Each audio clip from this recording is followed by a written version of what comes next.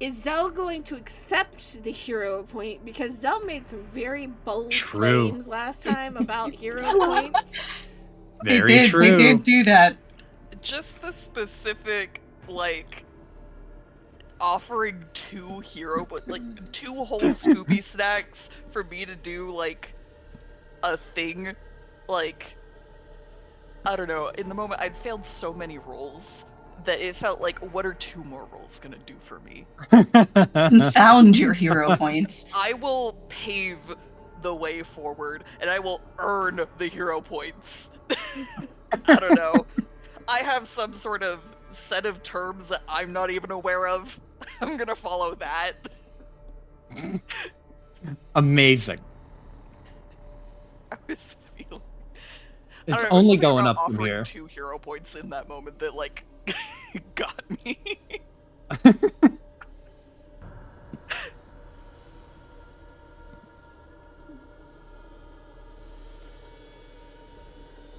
Mm-hmm. So we had One that day happen. One day I will accept a hero point again. I'll learn Paige, to open my heart. Paige set up more shows, I believe. Yep. Yes. And then the party, well, fucking Michonne was like, hey, isn't it weird that all of these weirdlings are going missing?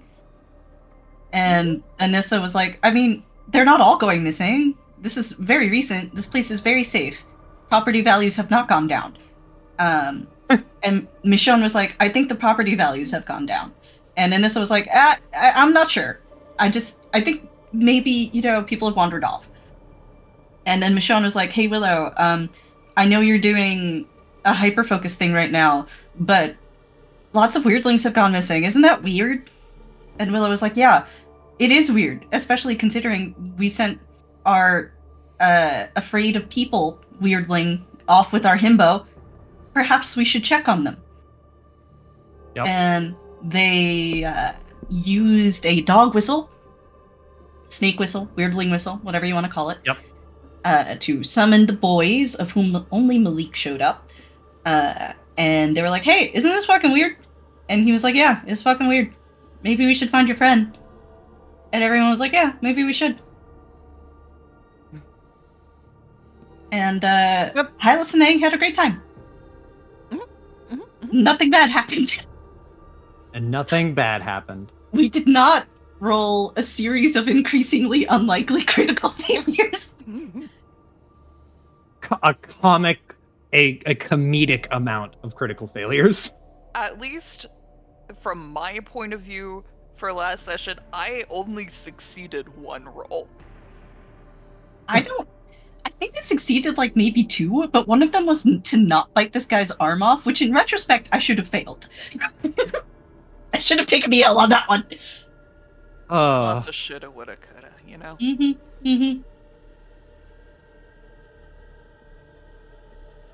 And really, you weren't to know. He just didn't want you guys in the basement. Could have left it at that. It could have meant anything. Could have meant anything. Kept us out of the basement. You know, this is really on him. Out of the basement.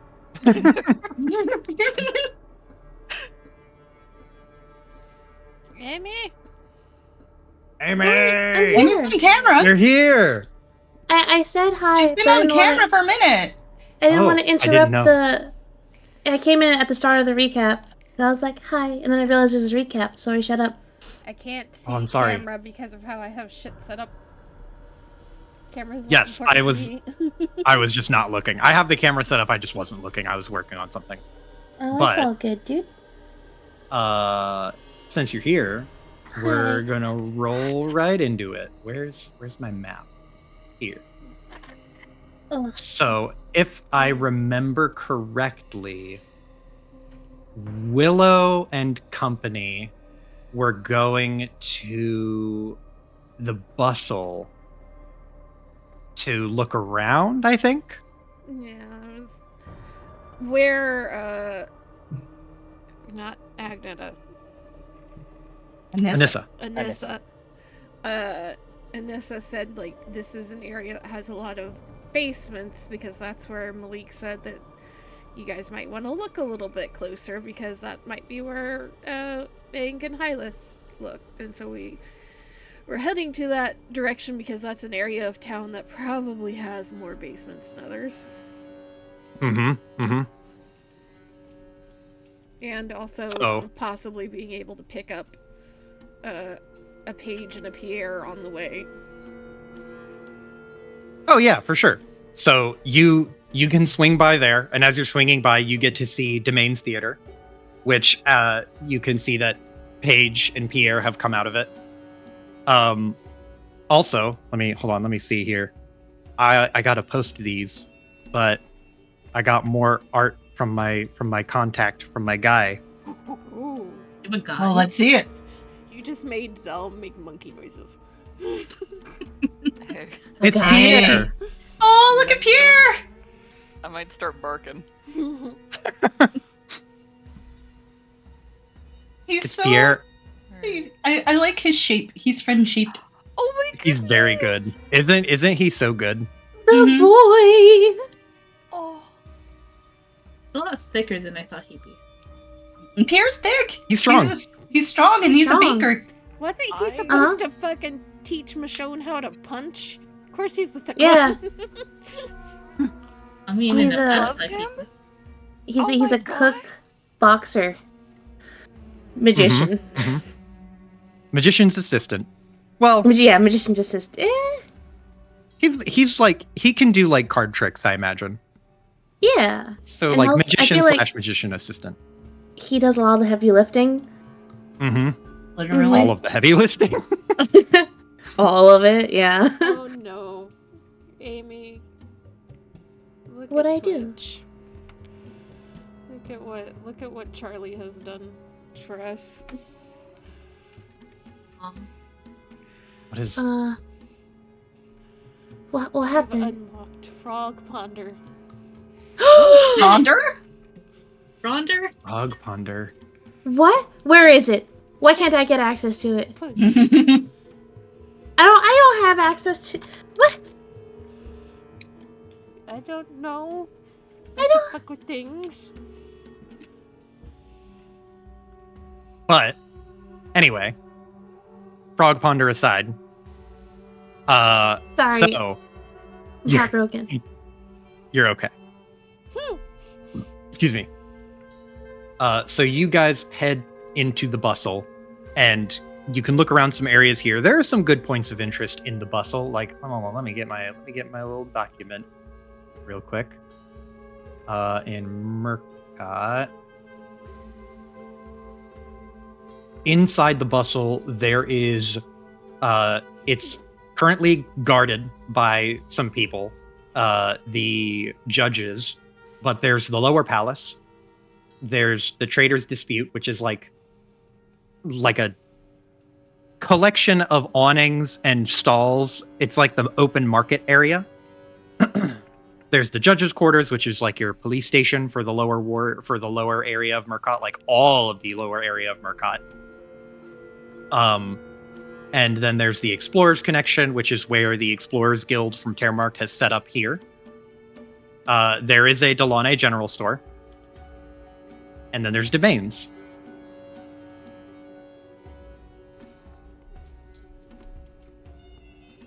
But you reconnect with Paige and Pierre, who have secured a show. I was gonna make you roll for it, but you weren't here and you were having a tough day, so I was like, fuck it. You could just have the opportunity to audition for a show at Domains. Oh, thank you. Appreciate it. Mm-hmm.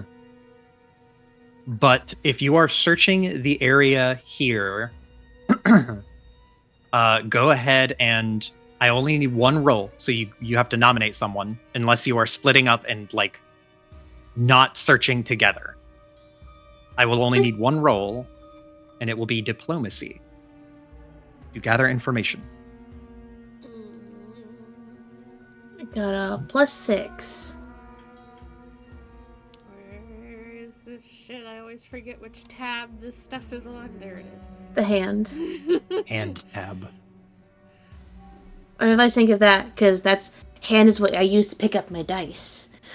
I use my dice to roll these. Whenever I see the hand now, I just think of the maps meme on TikTok. I don't know this meme. Same. It's a little dance that you do. I'll show you guys later. Okay. Okay. For now, just imagine the Lethal Company dance. It sounds like you're gonna be the nominee. Paige, take a +1. Hold on, actually. I think I might be able to give more. Fix my eyeliner, maybe? You have best secret. Okay, I have not unlocked that yet, so +1 What's your +1? from tweak appearances. Oh. I wasn't joking. Mm-hmm. If I Gotcha. want to Okay. help anybody do a diplomacy or a performance, I can give them a +1 item bonus. And actually, in addition, if you'll allow for a +2 help, that's a total +2 +3. health? A You +2 no, health. you can only The aid aiding. action. No. I will say you can do one or the other. You can guarantee a +1, or you can roll for a potentially +2. Even though they are different types of bonuses. Are they different types of bonuses? They're from Yeah. different sources, but I don't know if they're different Tweak types. appearance is specifically an item bonus. Oh, okay. Then yeah, you could attempt to help. I assumed they were the same. No.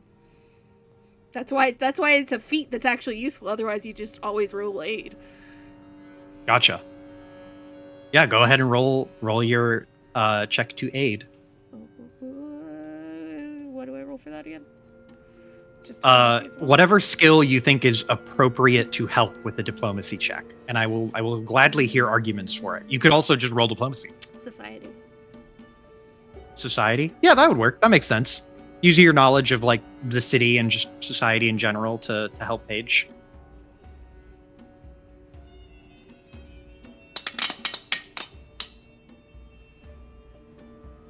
There you go. That'll give you a +1 for sure. So you have a +2 total. You did not critically succeed.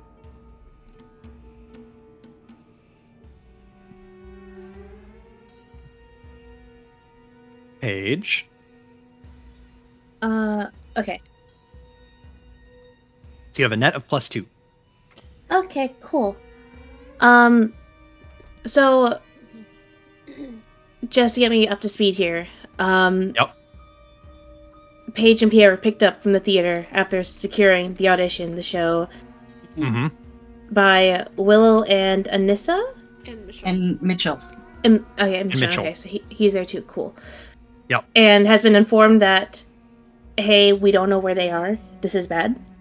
It's not that, because it's not you don't know where they are, but you think it would be best to not let them wander off on their own. Yeah, Yeah. it's This less is- that we think that they're in trouble at the moment. It's more of like, hey, there's some shit going on in the city that they probably need to be aware of, and like, you know, we probably need to meet back up with everybody before nightfall, rather than just whenever they're done. Yeah. No alarm sounded yet. Mm-hmm. It was also said that nightfall in particular is really bad for weirdlings. Yeah, this is a sundown town. Gotcha. Heard. All right. So I'm rocking with a +3. Plan up on +2. Yeah. Right? On top Okay. of whatever you Yep. have. Heard. All right. It's 15 +6, 21 +2, 23. 23. There you go. So a 23 on gathering information. I will keep track of this here. I'm gonna say 1 point. 1 investigation point so far. As you're brought up to speed by Willow and everyone. Excuse me. And you start going around town, poking around some of the local areas. You're not getting into cellars. You're more just asking have you seen this woman and this man? It's like describing them, talking to people behind the counter, talking to judges. You could go to the judges' quarters. I assume that you're kind of just walking by the front and talking to the guards posted up outside. But in general, this is the process of gathering information here is asking around town. And it does take a while to ask around town as you're kind of going from place to place to place. Whoops. Hold on. I did not mean to do that. I clicked advanced day and I didn't want to do that. But as you are, oh wait. This is in the same day that you dropped off Abigail, right? Yes. Okay. Yeah. This is the afternoon. Gotcha. So it'll take about an hour and a half of walking around in this area and asking a bunch of people. For most of the area in the bustle, no, it'll take a clean 2 hours because the bustle is quite big and it is a very like busy area. So it's around dinner time by the time you've pretty much asked as many people as you can find that are like not just like random strangers on the street. Though you can ask some of them, but you've asked plenty of people and no one has seen Angh or anyone like Angh or Hylas or anyone like Hylas. So the verdict is they're probably not in this area. They still could be. You'd have to check again to be absolutely certain, but there's a pretty good chance they're not.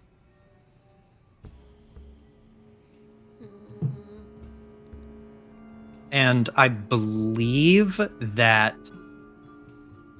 it was you guys told Malik to go and find Vincent and meet up at the Delaunay General. Yes. Right? Okay. So let me roll a check for Malik. Because he knows where's... Oh. He knows how to get He knows Vincent's where... attention. Yeah, he knows how to get Vincent's attention, and he knows where to look. So he is not gathering information, though. Oh, wow. Okay. So in the 2 hours that you guys are exhausting the area, searching around, is everyone talking, or is it just Paige doing most of the talking and asking of people? Mechanically, it's just Paige, but I imagine I'm wondering if everyone is pitching in. Oh, Willow's definitely talking to people. I Mhm. don't think any of you have managed to shut Willow up, so... Yeah. I feel like more the merrier in this case. Okay. Michonne, Anissa. I imagine Anissa's familiar with like missionary work, so she's probably talking to people, especially the ones she knows. All right. Michonne will help by holding up that drawing. Hmm. It's a very good drawing, honestly. It is a very good drawing. Yeah, I recognize him. I know that guy. So after all of you kind of canvassing the area, talking to as many people as you can get to listen, no one seems to recognize either Angh or Hylas. And as you kind of make your way over to the Delaunay General, standing outside it, you see Vincent standing there, like cane in hand. He's checking a pocket watch. And when he looks up and sees you, he will mosey on over. It's just Vincent. It's not Malik. I was told that you had some concerns.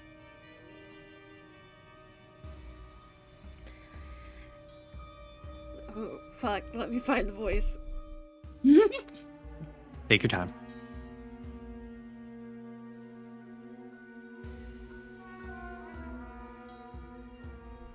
So I'm assuming Malik managed to find you.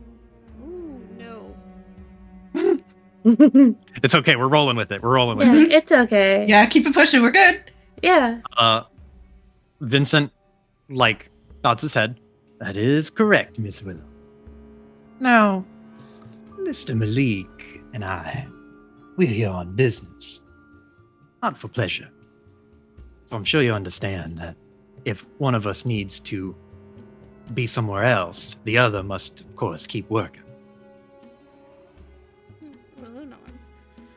Yeah, I certainly understand that, and of course, you're more than capable of handling yourselves. But, just a little bit more of the concern of warning Hylas and Angharad about everything. That is why I came to talk to you. She kind of like, brows go up, head tilts.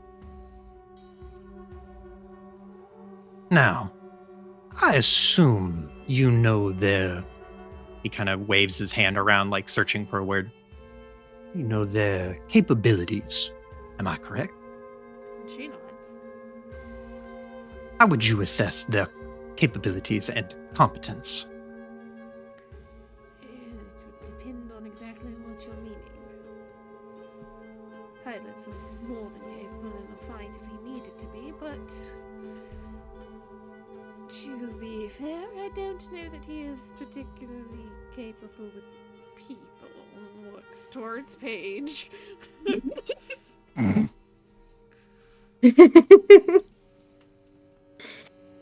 Paige, who I imagine she was just like checking her nails. As she was like listening, just looks up to meet Willow's eyes, and there's just a nod of like with a little shoulder like head tilt, like yeah. Not that he's not pleasant with people, just perhaps not always reading between the lines, I guess you should say. And Angharad, I understand. likewise, also very capable in a fight when needed, but also skittish. I understand. So, Malik told me about your worries, and I think it is important to make sure that everyone doing this little search is on the same page.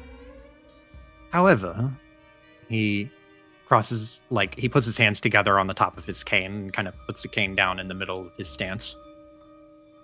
I think it might be a little bit overly concerned, given our, well, business, and given our experience. I don't worry for their safety any more than I would worry for my own, or Mr. Malik's. He is the meanest, biggest, burliest man this side of the river, so I don't think he has to worry about anyone kidnapping him. Yeah, like I said, I don't think either of you are in danger, but Willow kind of closes her mouth for a moment, and you can see her trying to decide what she wants to say. And correct me if I am wrong, Kira, but Angharad has at least kind of talked around some of the unpleasant things she's experienced to Willow, right? She's talked around it, yes. She hasn't precisely said, but Willow would probably know that something extremely unpleasant happened at the church. Willow just kind of puts her hands on her hips and shakes her head.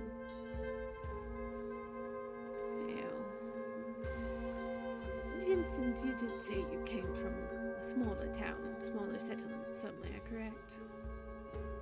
He nods. And then so I am assuming you have, if not directly experienced, heard some of the extremely unpleasant things that happen to weirdlings and those adjacent in those settlements.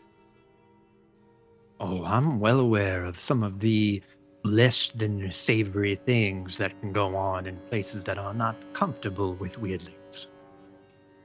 Angharad has already had run-ins with such things. And they were on the more extreme end, from what I understand.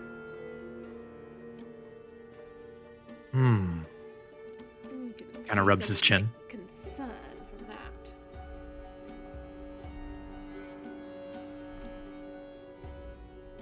Would it make you feel more at ease if I were to find her myself?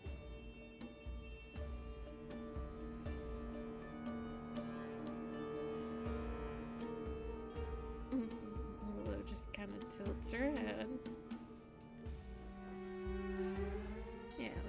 help us find her, certainly. He reaches into his pocket and pulls out the pocket watch again. I planned on searching well into the night, but I can spare a couple of hours or two looking for your friends. Spreading the word, as it were. Have you already searched this area? Meaning wherever the fuck they are. The bustle. Yeah. Yeah. And Willow kind of nods. Well, we've asked around. We've not seen anybody that's seen them or remembers them. They are an odd pair, so aside from a secondary sweep, I would put this lower on the list.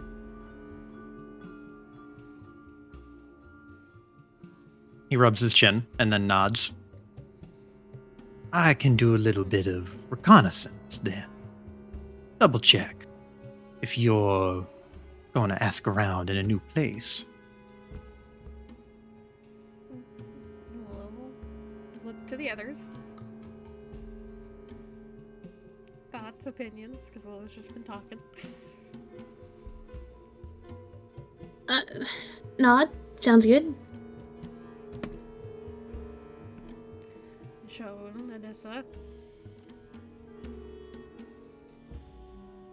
Nothing to add. Michigan? Yep, I mean, Michonne will follow wherever he needs to go. We'll just nod. We would appreciate it. Remind me to buy you a nice bottle of champagne later. He gives you that trademark vampire smile. I would never turn down a free glass of wine with you. And he tips his head, like in a mock bow. Now, where are you going next? I'll search around this area, and then I'll follow where you go.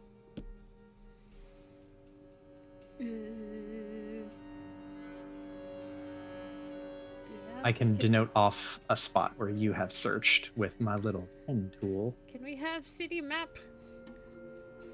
Oh, We're I in thought this was Lloyd's accurate. basement. I don't want to be here. sorry. Hey, I don't want to be Some of here us- either. Some of us don't have a choice! So you have searched, or asked around rather. You have asked around in the bustle. So in the walls. Yeah, in within the walls here. Is there another place that we think might have some lower sitting houses? I mean, where were they told to, go? We probably start there because they were South given and like west? section. They south Yeah. and east. East? I thought it was west. Was it west? Yeah, south and then the western area then. So all of the area up on the hill and like all of the area the lower area. Yeah, a lot of the city. Half the city. Yeah. I just want to make sure we go to the right half. I don't know, fuck it. Flip a coin. Well, I mean, if this is an accurate representation, right? It's not. Oh. the population of Murcott is like not as big as Termarked. I'm not talking about like, But it is still population-wise, pretty but, big. Like terrain-wise, like is there like actually like water feature here? Like, Yeah, low-sitting there would be water? like a low sitting water feature here, but all of the buildings, like the buildings are not appropriately sized. There would be so many buildings And there like would speckled be around here. a hill and shit up here, right? Yeah, there is a hill. Because if we're looking for basements, you don't put basements near a floodplain. Mm-hmm. You put basements high.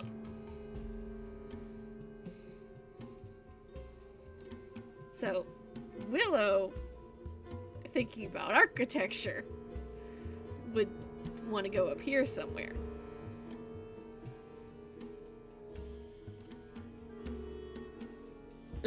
Sure. I don't. Yeah. Yeah. Why not? Okay. So you start heading over in that direction. while Vincent looks over the area that you had just left. Now, as you head in that direction, I am going to have you do another gather information check for diplomacy. I will let your rolled +1 carry over, so you can have the +2 for your I forget what the ability is called, and then your help, if you like. Appearance, right? Yeah. Yeah. Experience. Okay. Whew. And this will take another this will take probably a little bit longer because there's more to search than the bustle. Mm-hmm. So to search thoroughly and ask around thoroughly, it will take about 3 hours. So it will get dark. Oh, that's nice. So 14 plus 6, 20 plus 2, 22. 22. Very, very good rolls, back to back. Okay. So 1, 2, 3.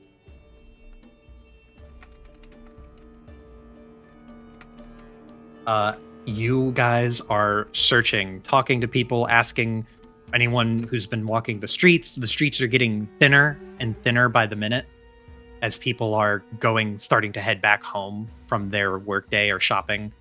But you're managing to catch people here and there, just talking, seeing if they've seen anything, seeing if they recognize the pictures you have. It is a long chunk of time, especially with the amount of walking and canvassing that you're doing, both on foot and by word. And while you guys are doing that, we're gonna go back to the bad place. Oh no. Wonder where that is. Yeah, where's that? Where's that, Joe? Oh, okay, this place.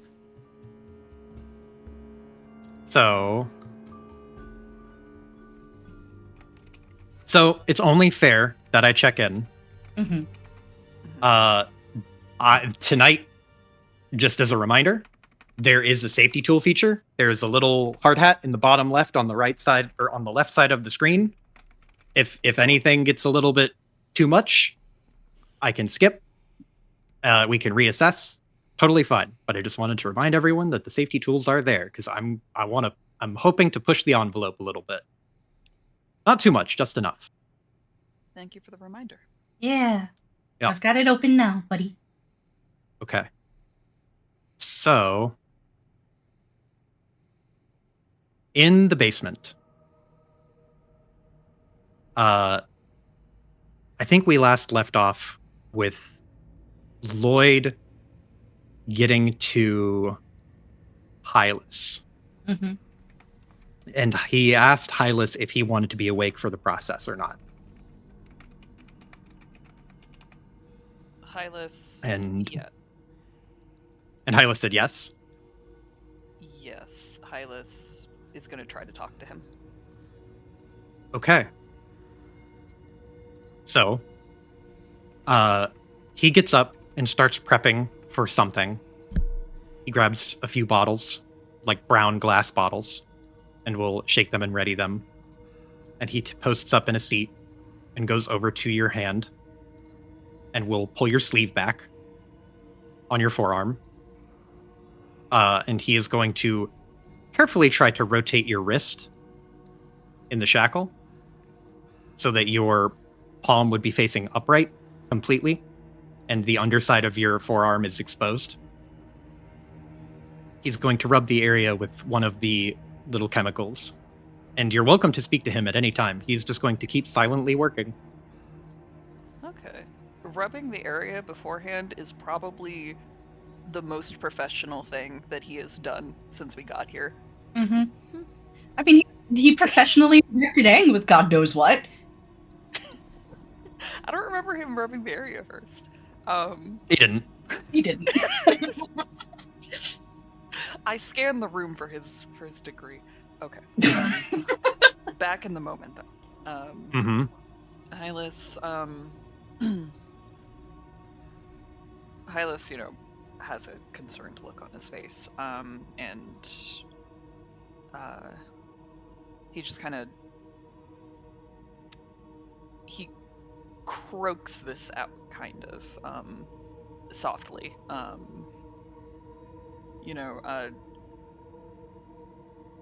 I guess trying to keep conversation going since brute strength isn't a viable option out of here. Mm-hmm. So he's gonna say, this thing with your family. What are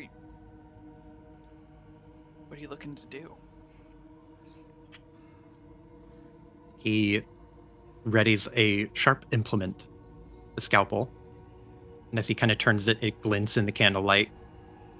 And he looks to you and goes, "Survive it. What else?" Is that the same thing your sister's trying to do? We never He. told you about that. What is my sister trying to do? Do you know? He purses his lips a little bit. Does it look like this conversation has stalled Lloyd's motions at all? Roll me a diplomacy check.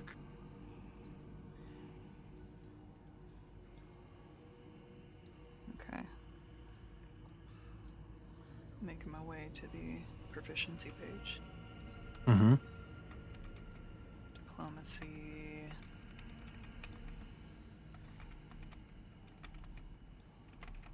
Holy shit!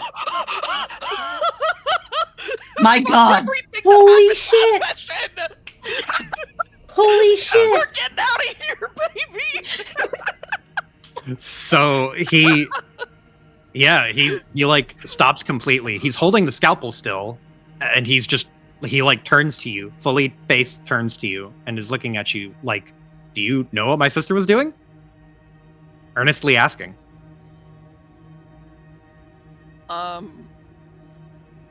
Okay, so we spent time with Hawk. This is me just clarifying. We spent time with Hawk, who told us the sister stole the sword Mhm. because of some family curse, right? That's what Hawk thinks. She stole it because of a curse. Because it's a magic sword. Okay.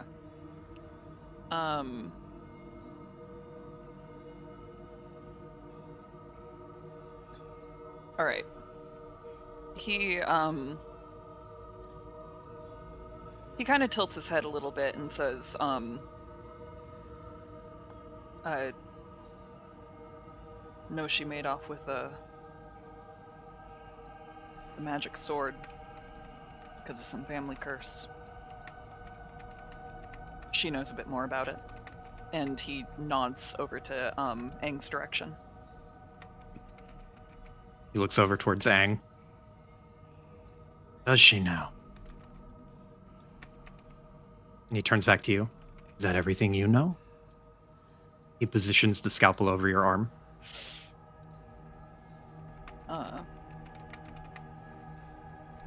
Was her wife's sword.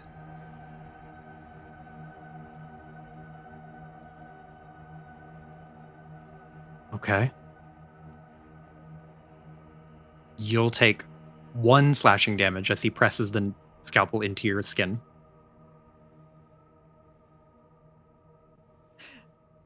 So, I think he winces a bit and goes, I'm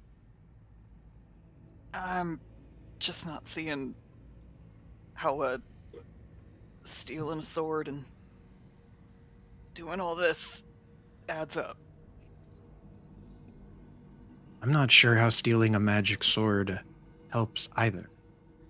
So she must know something I don't.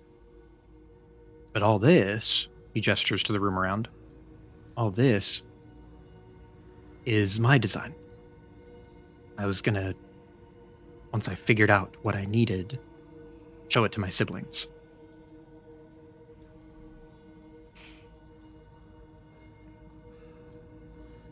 Or take the results to my siblings.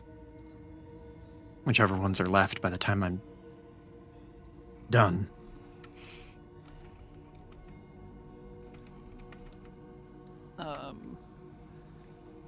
He kind of grits his teeth and goes,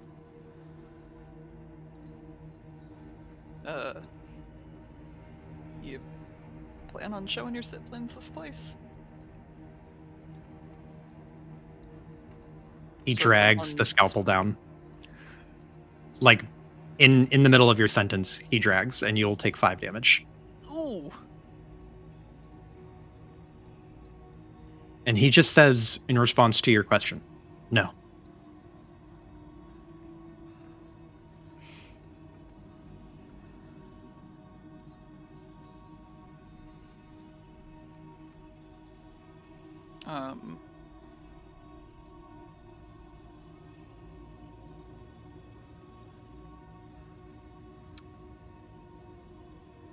Okay, we're gonna try the bargaining tactic. Mm-hmm. What did my 24 yield, by the way? Like, did I notice that his movements were slowing? He's going a lot slower. Like, you get the impression that he knows what he wants to do and would have just gone about it very steadily and procedurally, but now he is being very intentional and listening to you. And if you say something he doesn't like, he will probably hurt you. Ah, yeah, okay, I picked that up. You've unlocked the torture part of it. Alright, I'm gonna be a little ballsy with this next thing that I'm about to say. I don't have much of a choice. Yeah, we kind of don't have many options here, buddy. Do your best. He's gonna say, if there's that many of you, you, think it might be good to touch base with some of them? Seems like their methods, might be a bit different from yours. Maybe they really do know something you don't. Picks up, he like lifts his hand, the one holding the scalpel, and it points his index finger and like taps it against his chin. You're not wrong. I don't know what all they're attempting out there, but it might be worth figuring out.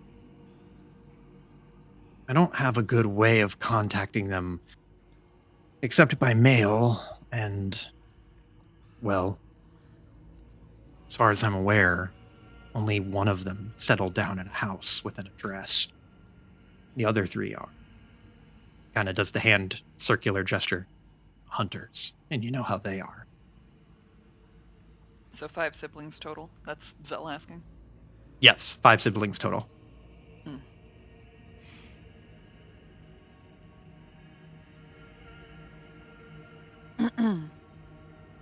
Well.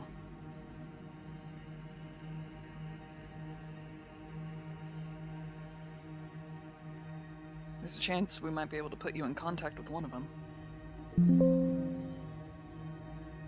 Kinda need to be alive to do that, though. He positions the scalpel again. Oh, yeah? He raises his eyebrows like there is a frightened look on his face. Like, this is a man that is trying to play the cards that he has and doesn't know the rules of the game. In your stunned silence, he drags the scalpel again, making an L shape in your arm. You will take 3 damage.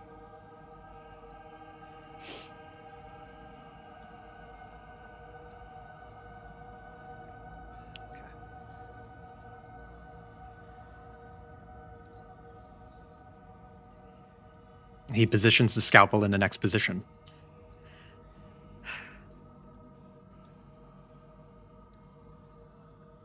I'm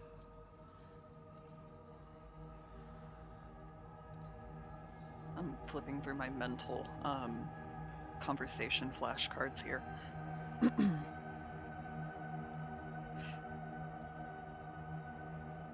Oh, is that a diagram of what's going on my arm? Yes. Oh, kind. Thank you. Visual aids. That's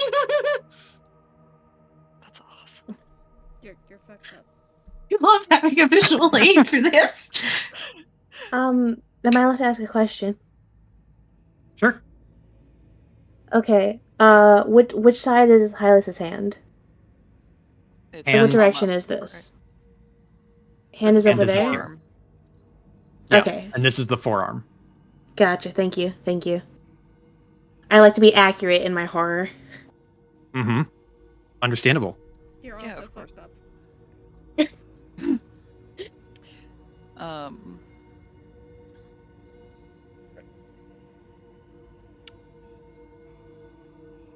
He's gonna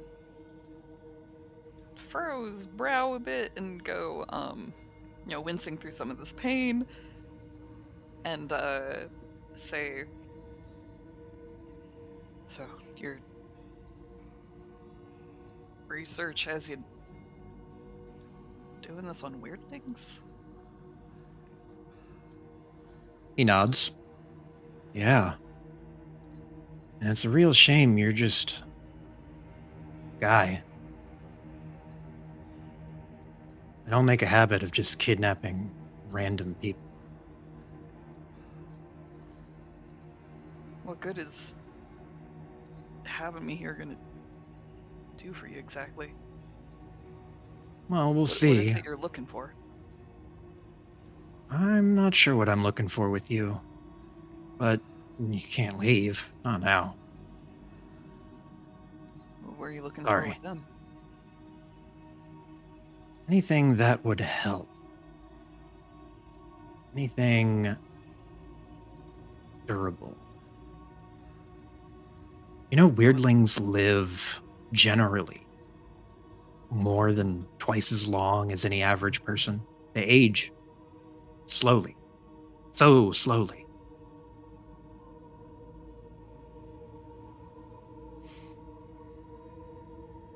He blinks, like he's following this information.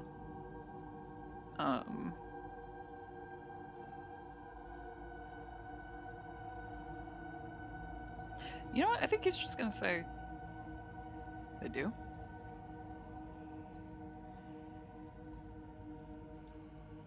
He nods. We'll make another incision. And you'll take another 3 damage. Oh, this damage is accumulating. Oh, buddy. Oh.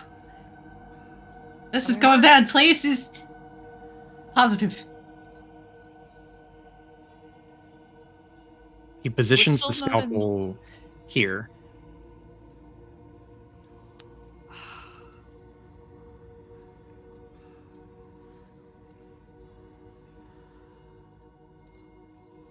Hylas kind of keeps darting his eyes back to the incisions he's making. He's been trying to keep eye contact with Lloyd so he doesn't have to look at what's going on his arm. But oh my god, bareback. Oh, Sorry, mother jump scare.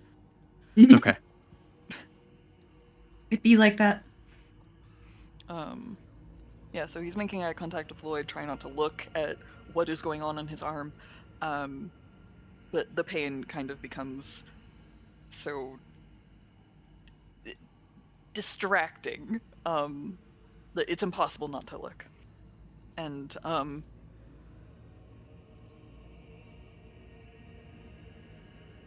I think he goes, so what are you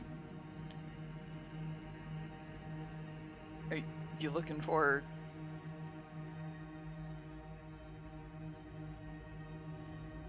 You're looking for more of life? Is that what Roll me a Roll me a diplomacy check. Put those baby cow eyelashes to use. He's he's stammering. A lot of his words are kind of croaking out, but he's trying. He's trying to understand. Lloyd, like, despite you looking at his face, he only occasionally glances up at you. Like, he looks up at you and then looks down at what he's doing, and then looks up at you and then looks down at what he's doing. Unless you get him going, he won't look up at you for very long. But now he looks down at what he's doing. And the next pain you feel is blindingly white hot. It is an excruciating amount of pain.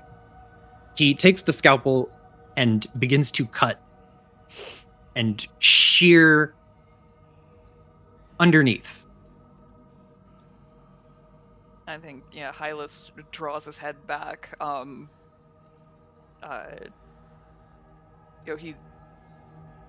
He shouts with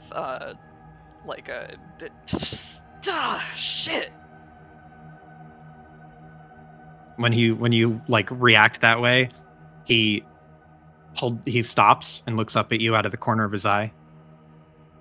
I don't have enough numbing agent to get you through the whole process. You don't have to be awake for this part.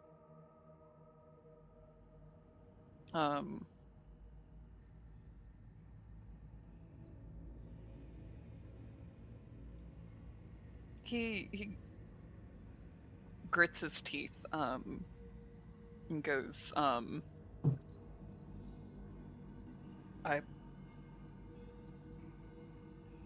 need to be. And when he says that, his eyes, travel back over to Angh.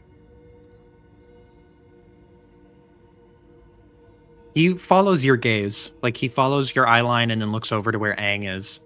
Angh, roll me a fortitude save.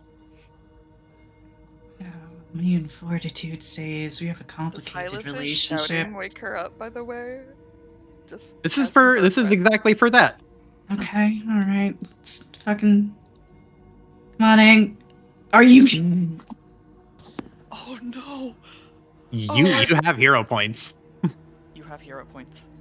I have 3. Yeah. So yeah, I might as well, right? Yeah. Mm-hmm. Let's give it another try. I can't possibly roll 2 1s in a row. 11? There you go. It's over 11 a 10? will get there. Yep. 11 will get there.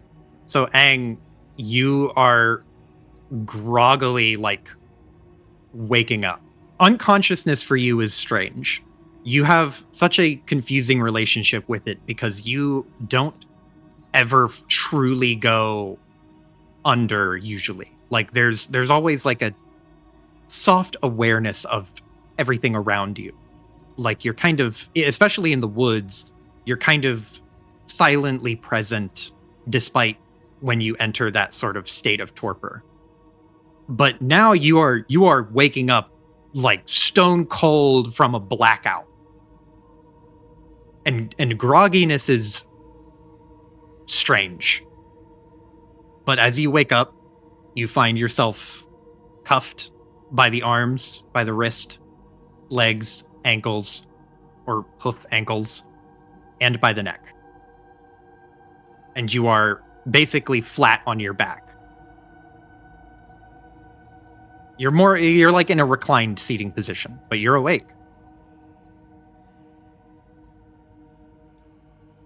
I think she's groggy and she hasn't, like, what happened was kind of surreal, right? And I don't know if she's fully cognizant of the tubes, shall we say, yet, as she's coming to.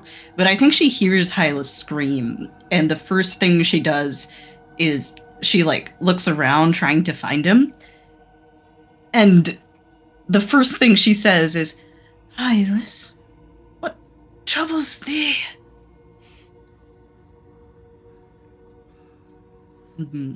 As she starts looking around, I think it starts to settle in a little bit more. Lloyd looks to you, Hylas, like daring you to say something.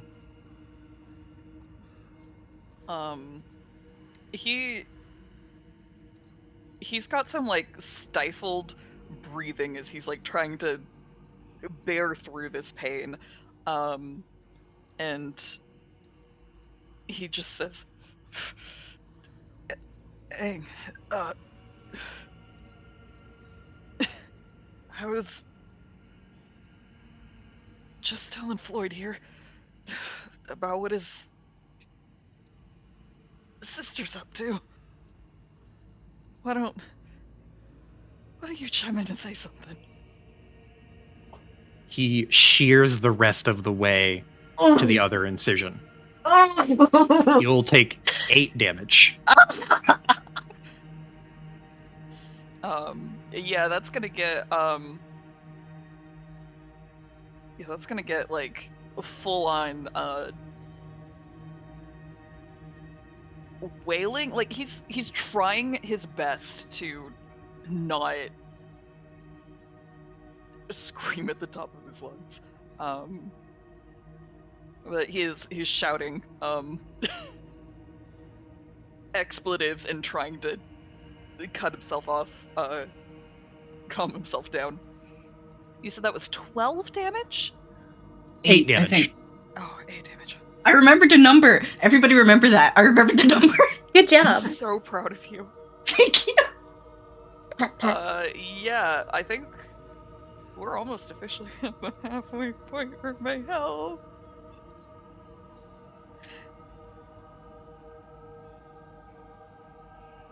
I think Aang hears him shout, and there's that immediate like jerk reaction to it, where she's like trying to sit up, and then she finds she can't, and there's, I imagine, just a very animalistic like hiss whine that happens. As she starts to tug against the restraints a little bit. And go on. Remember, your chair is not bolted to the floor. Yeah. Does it move at all when she kind of jolts? Joe. It just a little bit of rock. She'll file that away for later. But as the pieces start to come together, I think she starts off with Hylas? Hylas? And then it just fades into screaming as she realizes how bad the position is and how close it is to other positions she's been in before. I think the fear is dominant right now. Lloyd like closes his eyes and inhales and exhales. Wait here. And he's going to step away.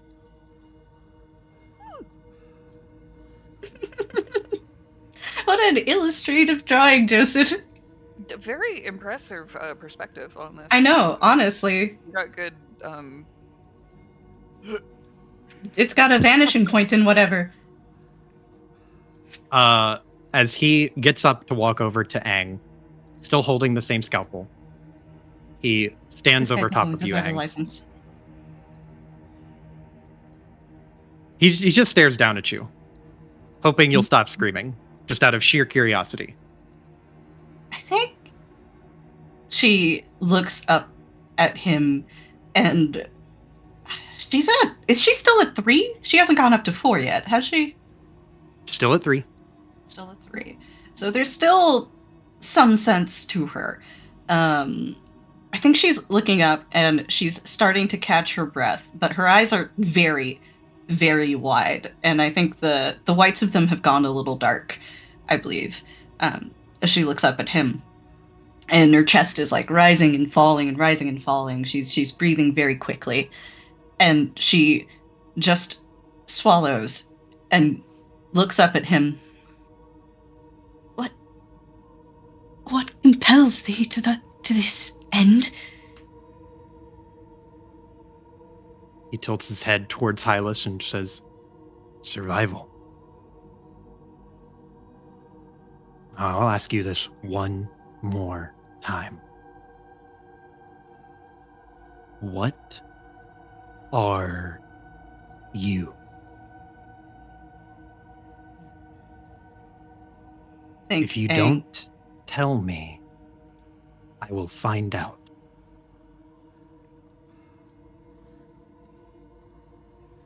I think Angh looks up at him, looks over at Hylas, squeezes her eyes shut for a second, and you can see her like biting very deeply at her lip as she thinks.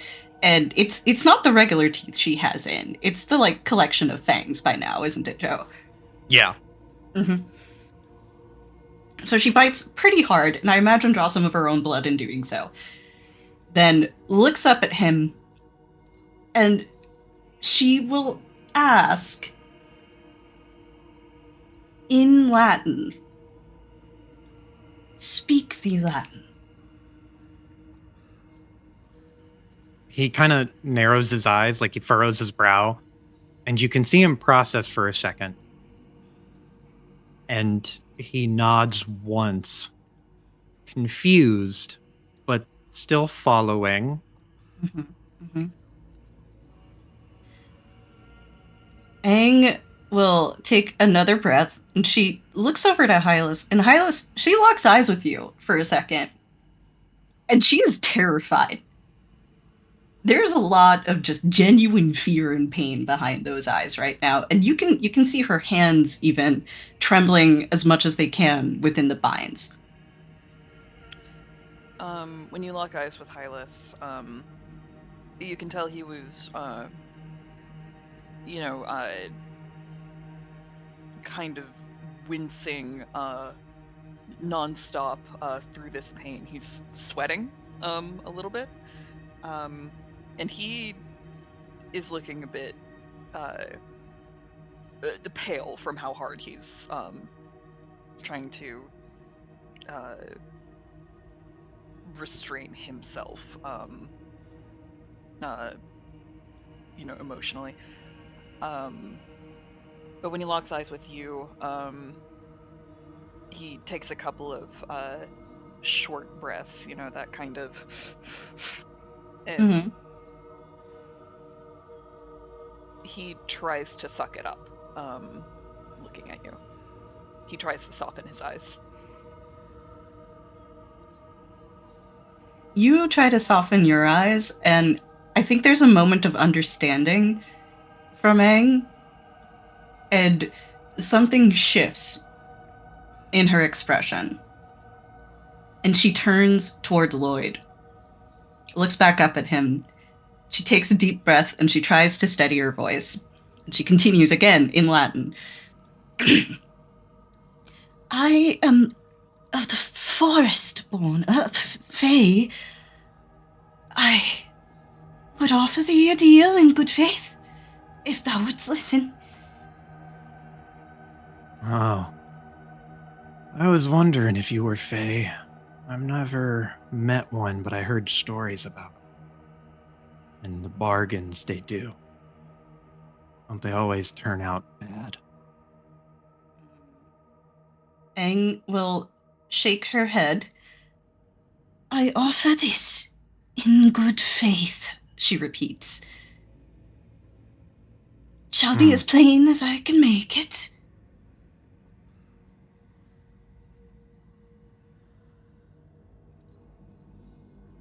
He walks back over to Hylas.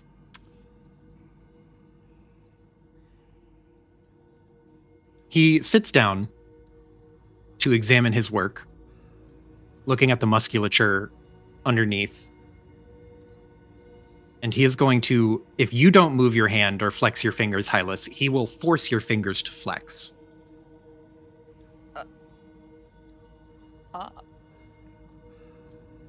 But he'll grab your like on either side of your palm, and he looks up at you. Move your fingers.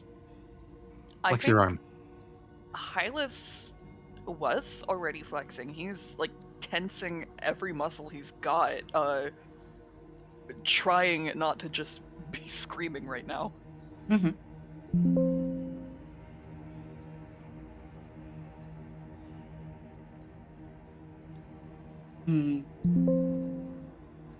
He continues turning his attention away. I think Angh takes a breath, and she will just speak louder this time, and she'll get right to the point.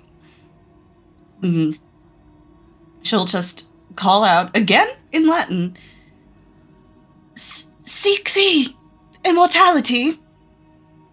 I can offer thee knowledge." He stops. And he sighs heavily. And he will fold close your wound, Hylas. Deletion of the line fucking sent me through. Oh. He sets the scalpel in the tray next to you. And he is going to get up and walk over to his table and grab a different tray. And then go and sit next to Angh. And he will say in broken, like his broken attempt at Latin, "Immortality?" Angh will nod as much as she can, tied the way she is. She swallows and takes a big breath. "Thou art not the first to enact such experiments upon me.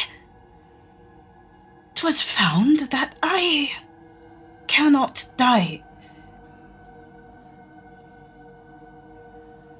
He narrows his eyes. "How do I know you're not lying?" Thou mayest... You speak Latin, you fuck! Oh, shit, sorry. I forgot. Be the funnest plot twist, though. That would be so fucking funny. I like speaking Wait a Latin. I'm just gonna check my languages real quick. Oh my god. I should clarify. Lloyd doesn't know that much Latin. He spoke in English. He said, "So how do I know you're not lying?" in English. Oh, okay. He can follow along in Latin, but he doesn't know enough Latin to speak casually. Yeah, Hylas doesn't need the context for that. True. How do I know you're not lying? He's gonna interject. She can't. Hylas says that, and then Angh nods. "I cannot, but if that does not satisfy thee, then slay me here where I stand, and even thou shalt have thy answer."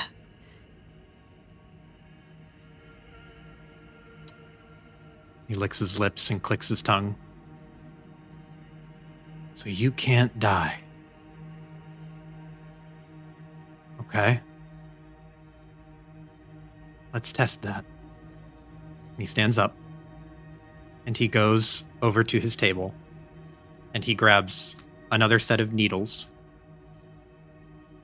And he walks back over to you, Angh. And he is going to send one up your arm.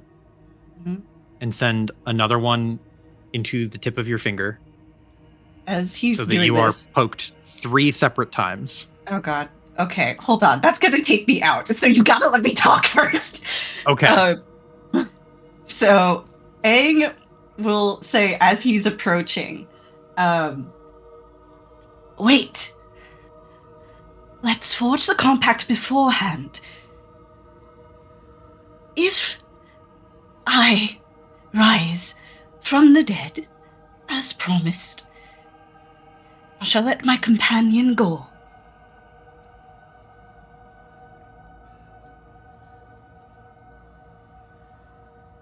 Roll me a diplomacy check. I need that 20 now. Can I have that 20 You now? have the hero points. You have the I hero do have hero points. I do have hero You points. got the hero points. I've got 2. God help me. Do I get a penalty or a bonus to this, Joe? I would say a penalty because you are barely keeping the rage back. Okay, that's fair. Alright, so this is going to be at a -3. That's a 14. I don't think that's very good. So 11? So that would be an 11 11, total, which huh? is not great. I'll use one of my points, Mm-hmm. and I will reroll.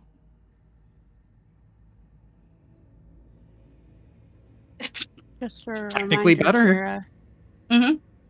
you have that card too. Oh, I do have that card, but Which card? Wait, which card do you have? I have the natural 1 card, but he's not rolling. Oh. Yeah, correct. He's not rolling yet. Oh. It's a surprise tool that will help us later. Thank you, though, Iris. That's gonna be his fucking downfall for sure. I'm gonna get super excited because he's gonna have a plus infinity to do whatever, and then you're gonna be like, "Just kidding, Joe. He fucking eats shit." I'm debating using another roll on this, Uh huh. but I don't know, man. I don't know. What do you guys think? This is my last point. You might get more later down the road. Faustian bargains. I say do it, because like it's kind of important, right? This is very important. If it makes Yeah. you feel better, I will tell you this is a pretty important role for the interaction going on right now. Yeah, all right. It seems that way. Okay. Oh, geez. I'll burn my last point on this. I'll burn my last point on trying to save the homie.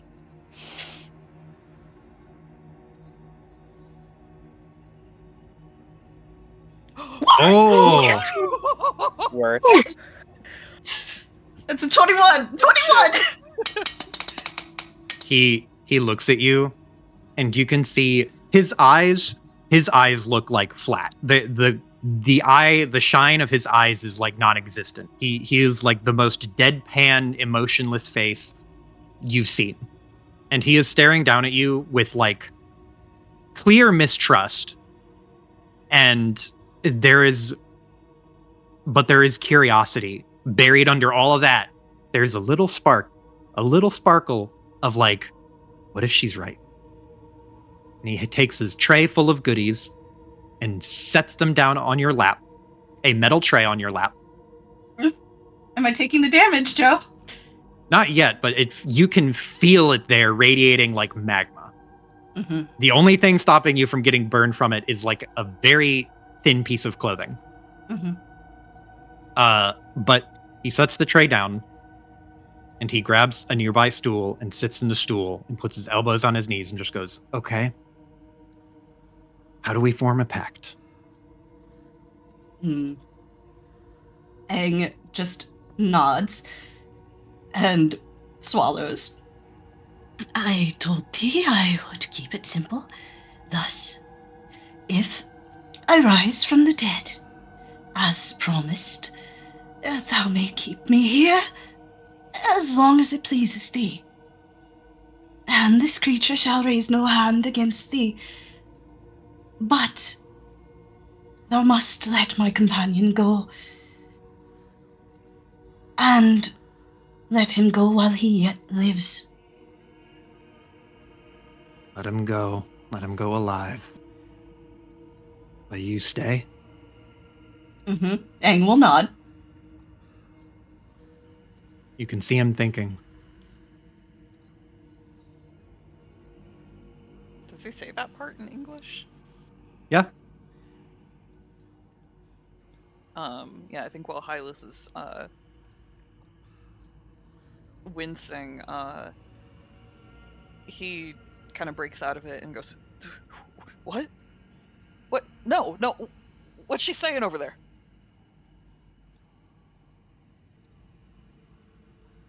He strokes his chin. Angh will swallow, and she will try to force a smile, Hylas. Hylas, it concerns thee not.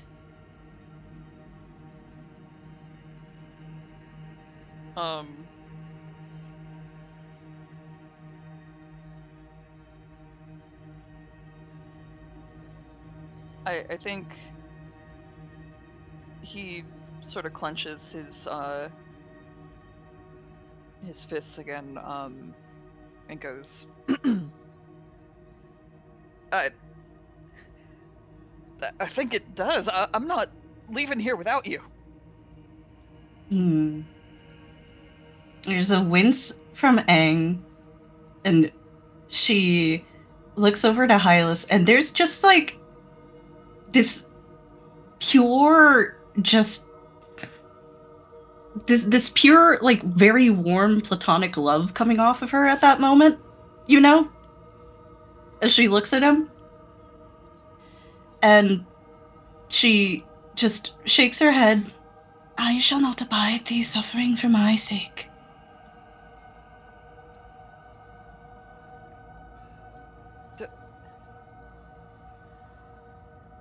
For your sake, neither of us should be in this mess.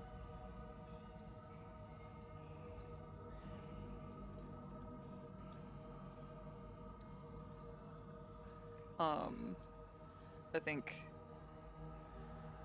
his outburst makes the pain on his arm flare up a bit. Aw.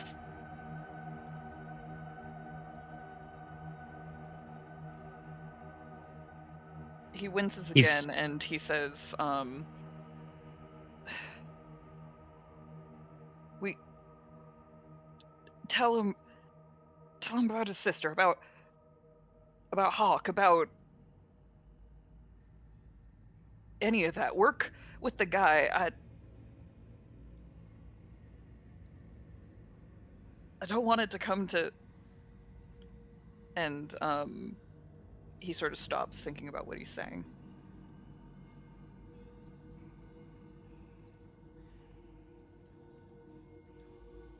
And he just repeats, I'm not leaving without you.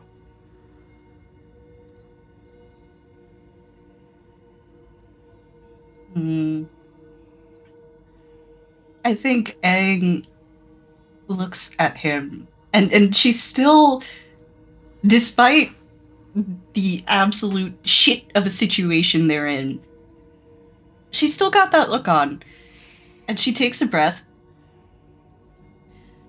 Hylas, 'tis better to seize upon an opportunity, that's certain, is it not? There shall be time yet to speak of this man's sister and all the rest. Time does not concern me. Thy safety does. 'Tis nothing I have not weathered before, Hylas.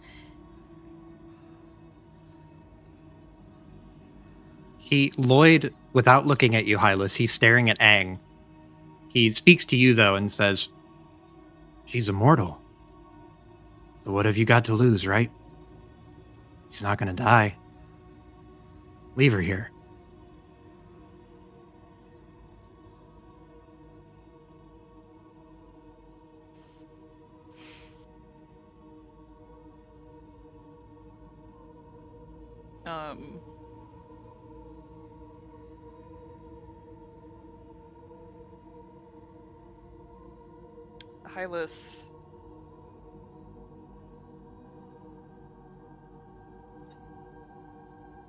Hylas sort of thinks on that, and goes, it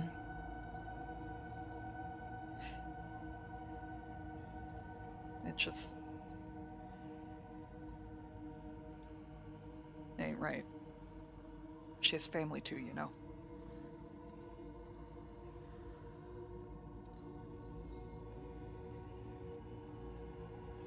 He looks over to you, Hylas, and then he looks back to you, Angh. So how does the deal work if he doesn't leave? How would that work? If You he could doesn't still leave, agree to it.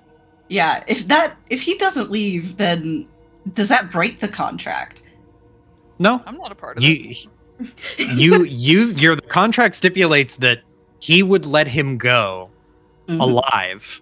It does not stipulate that Hylas can choose to stay. Hylas does not have to leave. It's just that he is released. Angh looks to, I think she looks to Hylas with deep sympathy, And then she looks to Lloyd. The contract does not stipulate that he hath any say in the matter. If thou dost agree, his recalcitrance does not affect things. So we have a deal? Angh will nod.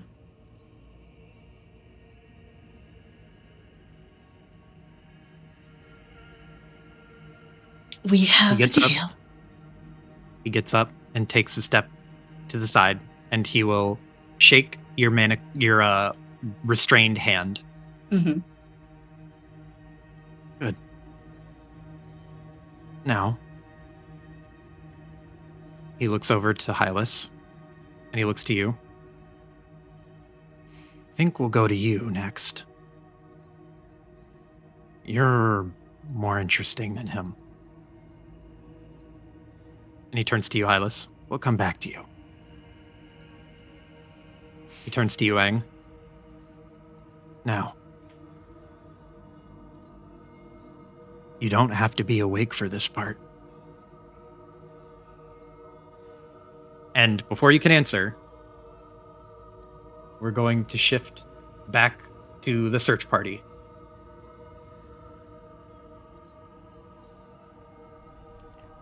Oh boy. Okay. Search party. Uh-huh. You guys now have 2 investigation points logged. You have searched the west area. No sign of Willow, but it is now nighttime. Willow.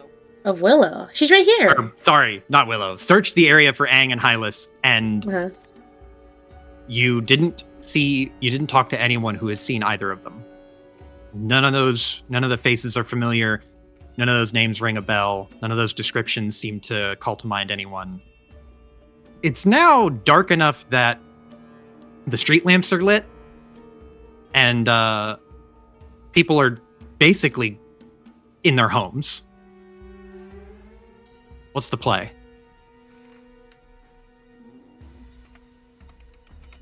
So yeah, no one's ever has seen like any sign of them so far, right? Correct. You talk to a bunch of people after 3 hours of canvassing the area, knocking on doors, stopping people in the street, grabbing any local judges you see happening to walk around. None of them in this area of town recognize anything about what you describe.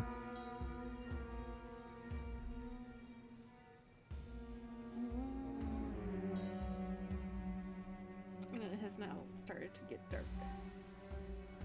Mm-hmm. Mm-hmm. It's too dark to show them a picture without holding it right by a candle, and it is like the streets are basically empty. The only ones who are out and about right now are judges who are on patrol and drunkards who are off their rocks. This isn't good. Pierre offers up. Maybe they finished up and headed back to the inn. Maybe we just missed them. This is a big town. Just in case we would have seen someone who saw them. How do you miss a giant with a head? I don't know. Maybe he's a forgettable face. No. The fuck? Have you seen, like, what the fuck? Paige getting it. Her paranoia is not helping the situation. Give me a second, I'm digging through spells. Mm-hmm. If I can come up with a bargain of some sort. Uh-huh.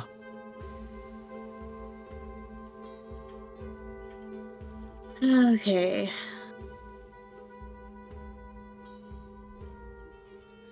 Because I didn't do my homework and look for spells that equate to the things I tagged you in.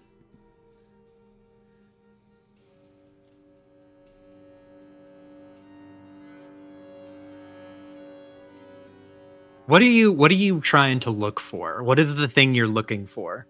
Something to gather information about the city via winter. Mm-hmm.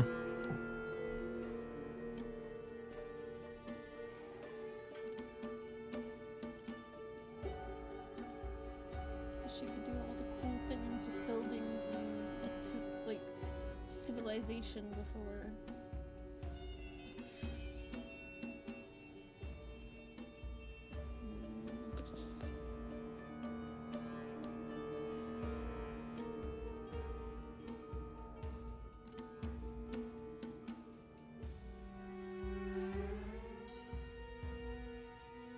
Hmm.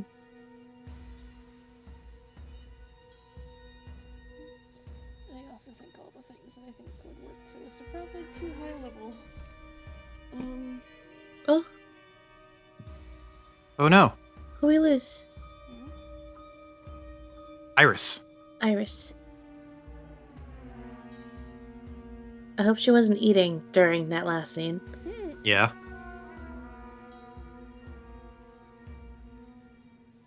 I don't think I've got anything in my repertoire that could help. You can try to make a bargain. If you can describe to me what exactly you want to happen, we can try to work something out. You got spell slots and hero points. Bargain? Mm-hmm.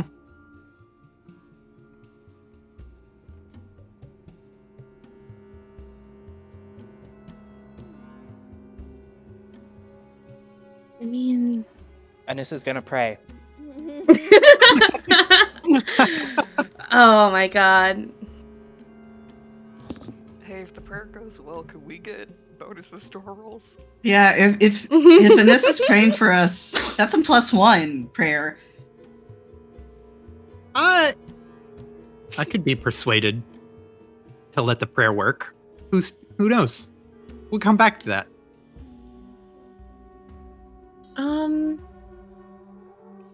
The most I can think of right now is being a metal detector, but for them. And we'd have to be near them.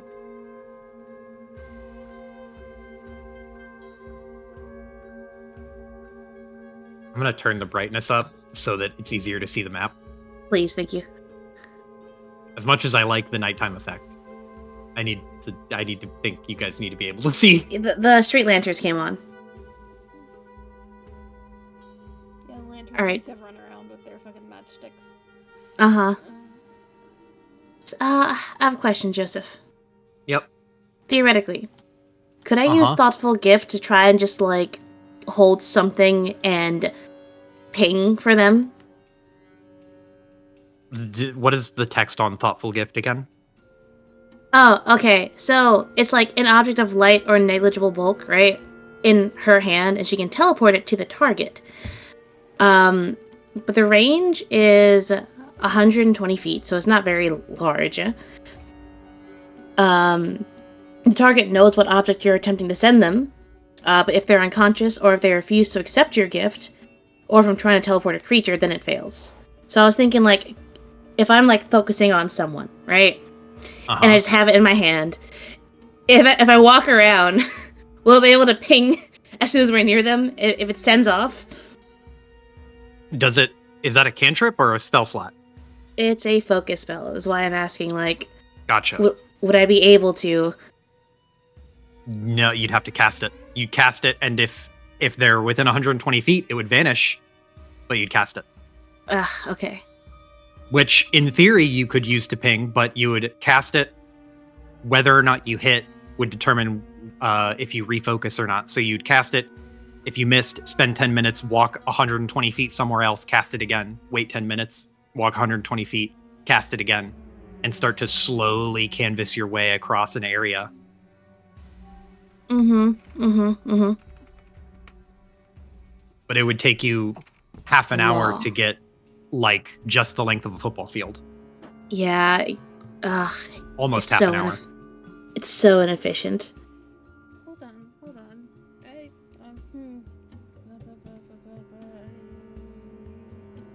Is there...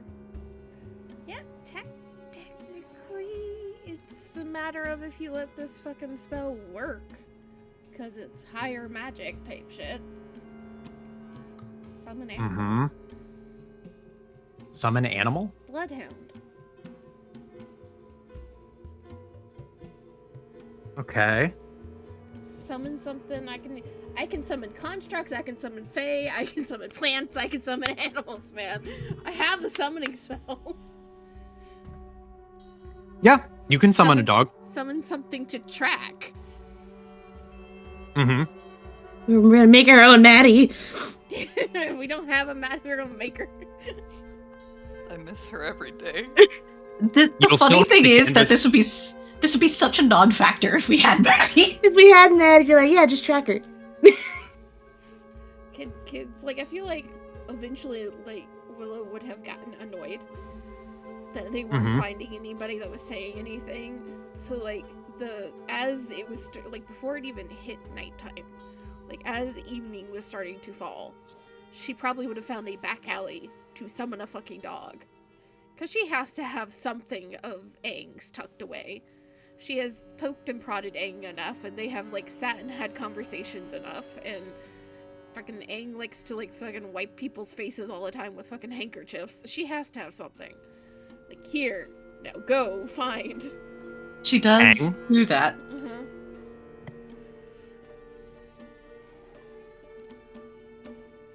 What was that, Joe?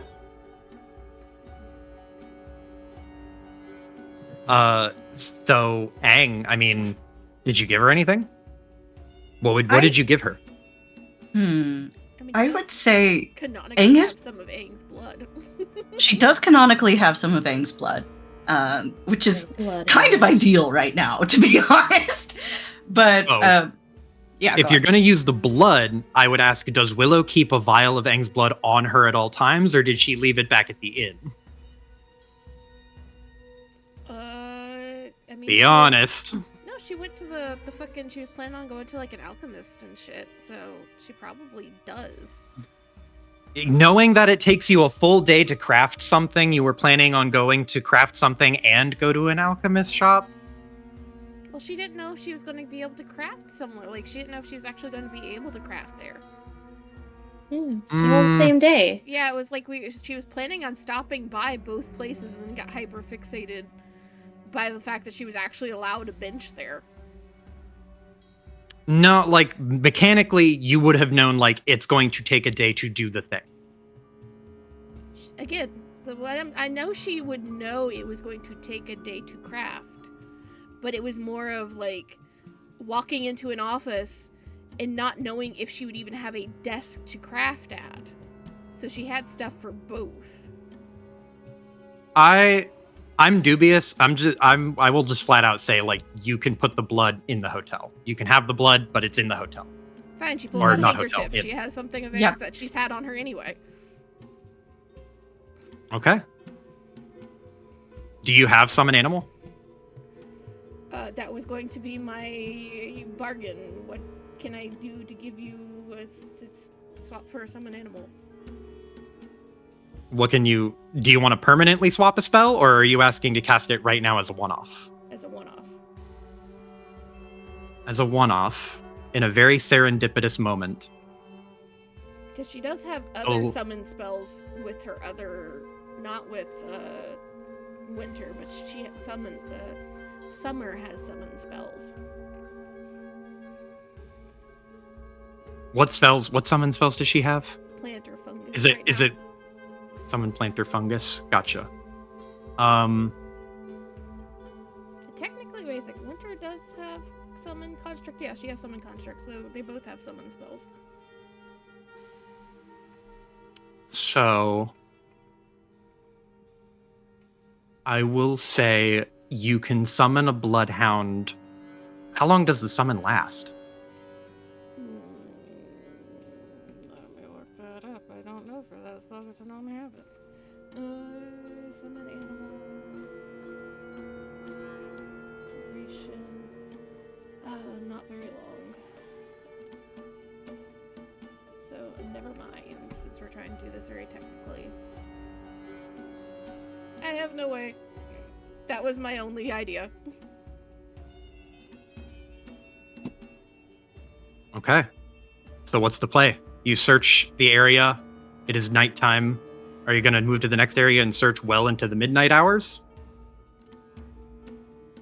I guess at this point, it's either we find them before midnight or they're dead, so... About Anissa's prayers. Oh. Mm-hmm. Does Anissa have a thing? She has a god that she believes in. Uh-huh.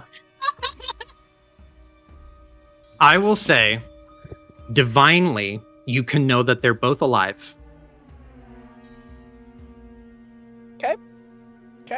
Yep. She's got a good feeling, guys. It's okay. It's okay. We can still save them. Yep. Yeah, sure. Give me 1 second. I have a question, though. Just give me a second. Suspense. Okay.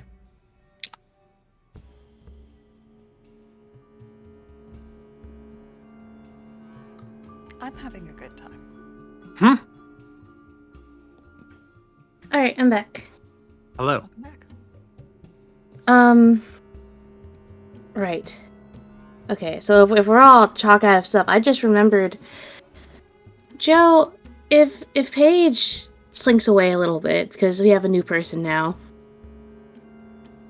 Okay. is Mr. Talltail around? Because she's getting desperate. Presumably.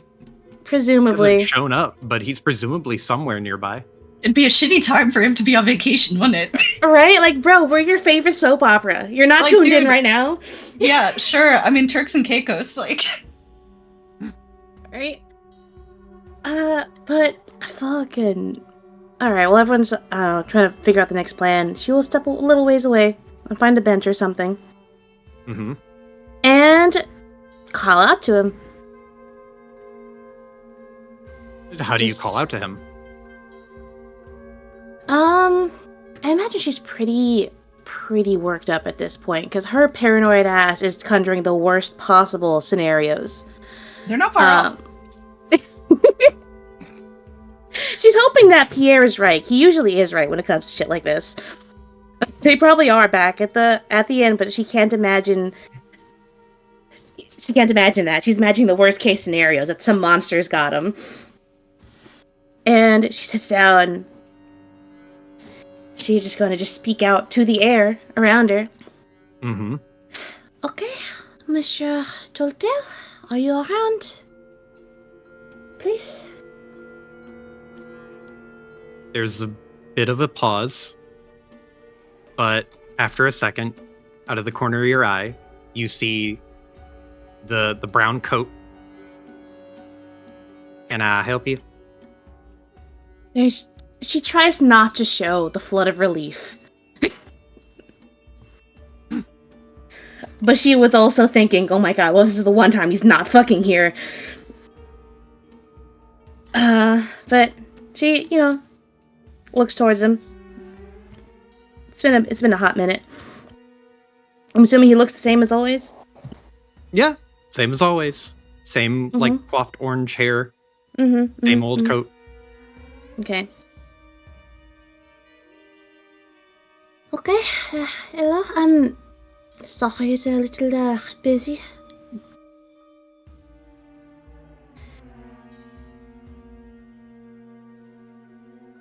She takes a deep breath in. She's like, I can't believe I'm fucking doing this. God fucking damn it. Why do I like these people?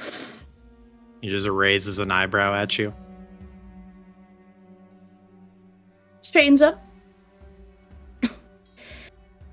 Okay, so there's a favor I want to ask of you, if you are even capable of it. Okay. What kind of favor? Two of my the companions are missing, and I need to find them to, make sure that they are not in trouble and that they are okay and alive. But we have looked for hours, and it is getting late. Can you find them for me? He narrows his eyes, and he kind of mulls it over for a second. I can try. Which friends? Holds up 2 fingers. Angh and Alice. Thanks for a second. Is it the last ones? He strokes his chin very dramatically. Okay. Anyone missing in town, I presume? She nods.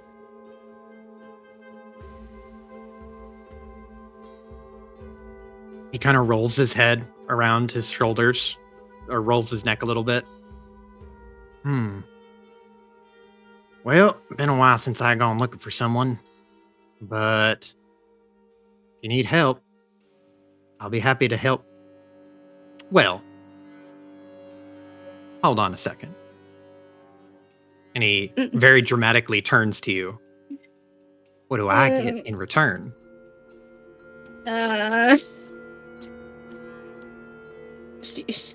She was hoping to not have to do this shit again.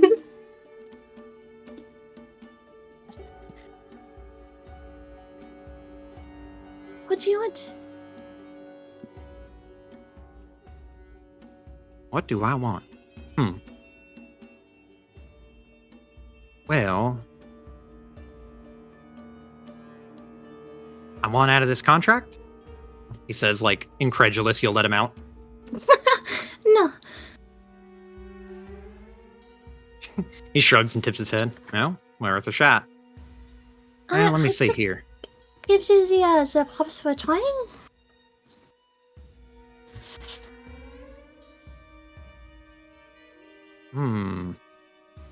Well, I am in the market for more youth.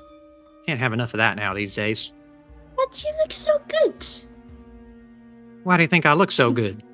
You think this shit comes natural? Oh, it doesn't? He just gives you a flat stare, like, now you're just trying to butter me up.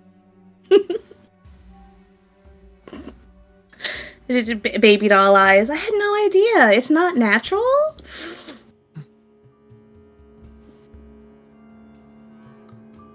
He kind of puts a hand on his hip and gives you a look. What's got you so worked up about your friends?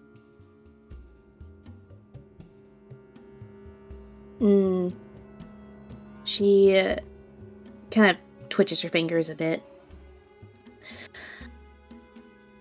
Just, right? Apparently this town is not very friendly to people that are different, so want to make sure they are okay, and that we can find them and bring them back to the inn with us.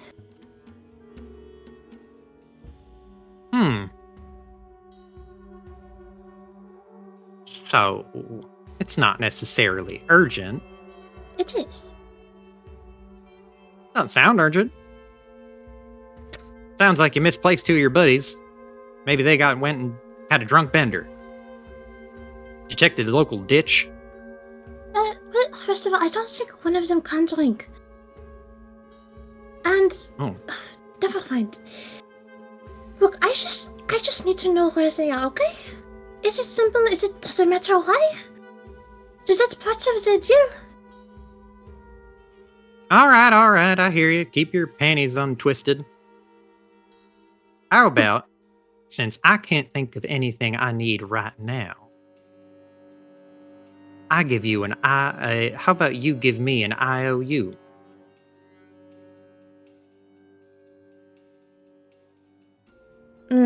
Paige raises an eyebrow. Holds up 2 fingers. Okay, but on these 2 conditions for it, okay? 1, no take Vaxie's deal. Takes down the finger. And the other one is that I don't betray someone. No betrayal and no take-backsies? She nods. As in, you can't take away the deal that's in place right now, and you can't make me betray someone. Oh, so he can't, like, you're saying he can't break out of his contract with you? Okay. He Okay. can't be like, I owe you, break the contract. Or, Gotcha. okay, I owe you, kill your brother, right? Like, Gotcha. no. She's like, okay, sure, whatever. I'm getting desperate. No breaking contract. No betray the party. He nods. I can abide by these terms. He sticks out his hand. No betrayal and no breaking the contract. She nods. Why didn't you find them as soon as possible and let us know where they are, yeah? Riss, don't you worry your little head. I'll get to the bottom of things. I hope so. Feel free to leave it to me.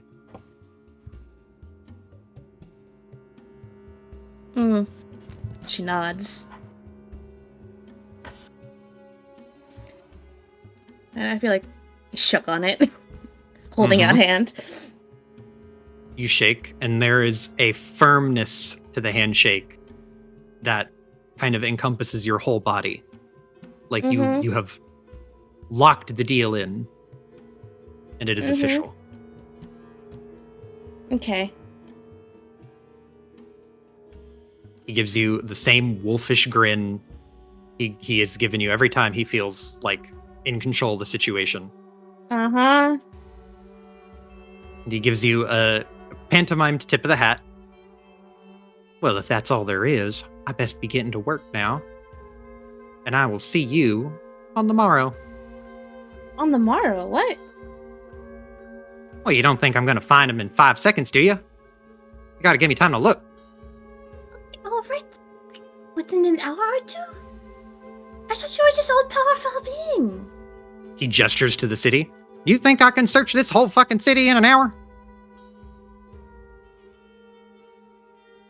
Yeah. Well, I can't. Unbelievable. Hey, you take what you can get, Missy. Okay. Sure. Thank you so much. Tip her hat at him as she stands up. He will pivot on his heel and start walking off into the night to search the city. Okay, so we have another person searching now, and Paige is just fucking, just kicking herself, just like, I fucking hate getting attached to people. Fucking, why am I doing this? For people I've met like 3 months ago, not even? 6 weeks? Who the fuck knows?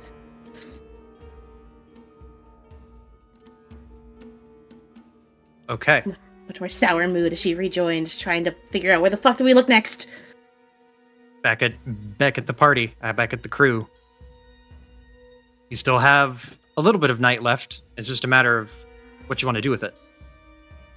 Keep looking. You're going to be looking solely by visuals, which is much harder than canvassing and asking people if they've seen someone. But you can continue to search. Is that what you want to all do?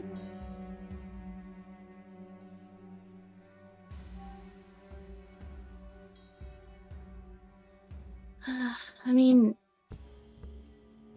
it's what I'd like to do.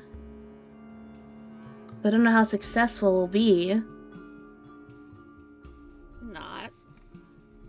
Yeah, I mean, I could try just take off glove. I don't know, maybe they touched something. You're just gonna psychically probe everything? Yeah, there's legitimately nothing that any of us can do at this point, other than just either not, like, search and not find anything, because they don't leave any trace, or go back to the hotel.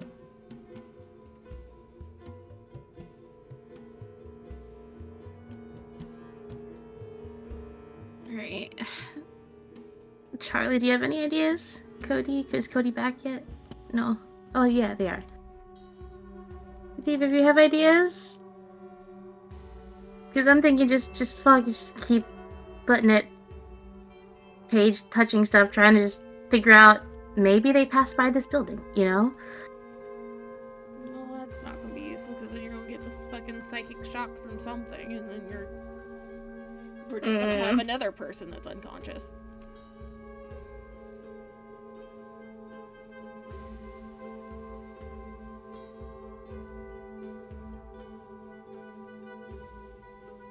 I mean, can we just keep knocking on doors? You'll be Door to waking people door. up. You can do that. It's in the name of the Lord, okay? They can get out of bed. It is like, I mean, it's doable. It's literally something you can do. So how much longer do you want to dedicate to searching before you want to try something else? Because if you want to canvass a whole area, it'll be another like 2.5 to 3 hours to go door to door and knock on people's gonna doors and ask them if they've seen it. Express a frustration. Okay. We have not been able to figure out anything else other than canvas, and you're like, what else are you going to do? Are you going to switch to something else? None of us have any idea what to do. Oh, We've hit mean- we've had a dead end. each time you canvass, you make a dice check, and you get a point that will point you in the right direction.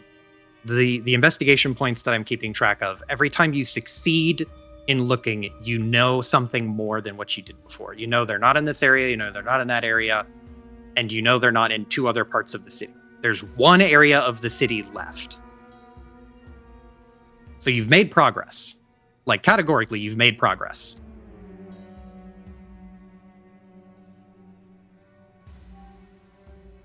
So let's go canvas that part. Yeah, I don't know what else to do other than just like start knocking on doors in that one area.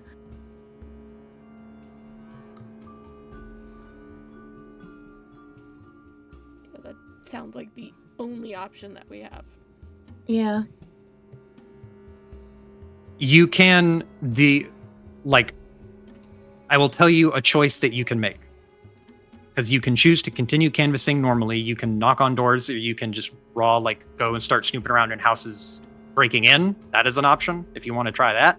You do have a rogue. You have 2 rogues.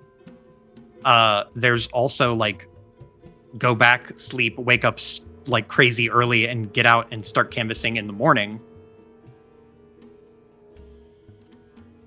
Which, again, you know supernaturally that they're alive.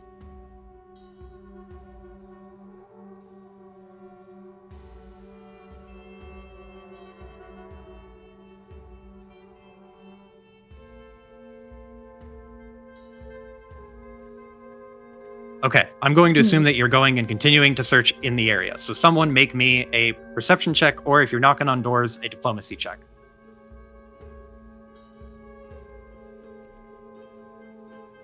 Fuck. Where are they? Does someone have a preference? Still think our highest roll is the diplomacy with Paige.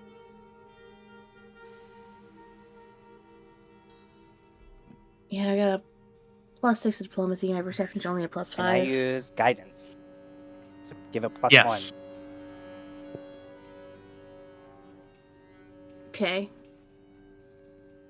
Oh, That's boy. a net of +3.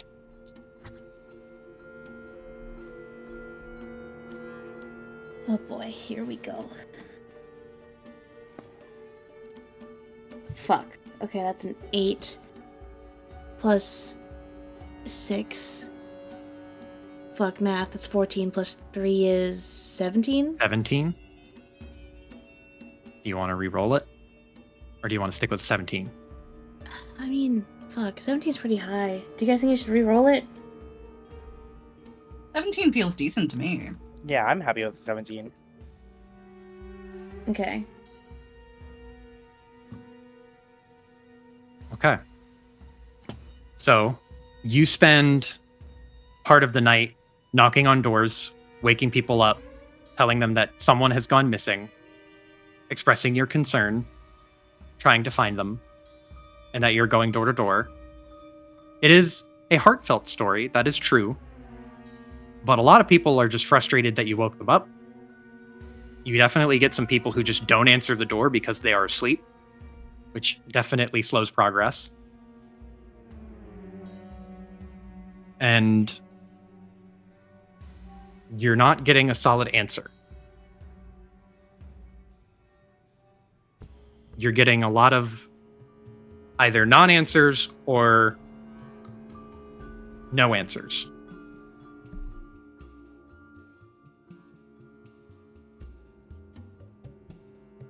The DC is higher because of the hour of the night. Anissa would like to start practicing Catholic guilt tripping Okay. to the people that are complaining.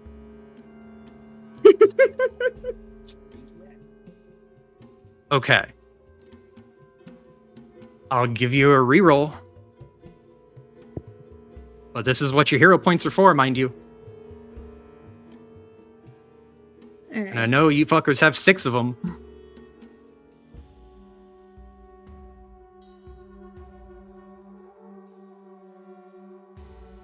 $18 plus 6 plus 3. 27. Yes.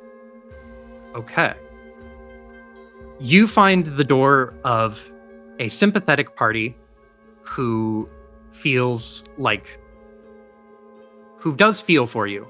They react well to the Catholic guilt trip. Or rather you don't need to guilt trip them, so like they react well to the plea for help. What you get from them is that, well, I did see 2 people who sound kind of like that. They were walking around town in this part or in this area earlier today. They stopped some belligerent talking man on a soapbox over on the north end of the south side.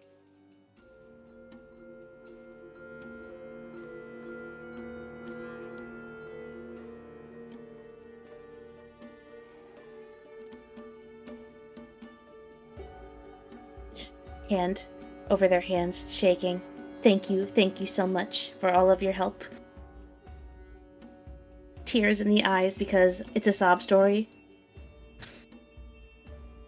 But also fucking tired.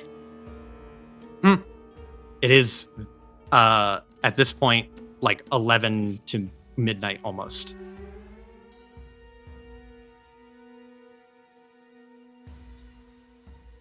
So you start heading towards the northern end of the southern side of town.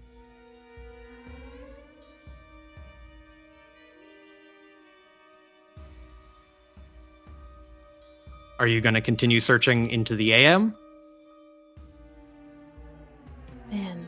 I mean, if we go back and go to sleep, maybe Anissa can like organize a search party of nuns in the morning. At this hour of night, everyone will be asleep. Every business will be closed. Every door will be locked. So you will have to either wake people up and demand to search their house or break in, which are options you have. Again, you have 2 rogues. It's not like you guys are without options. You just have options that you don't think are the right answer, which is not how this works. There is no right answer.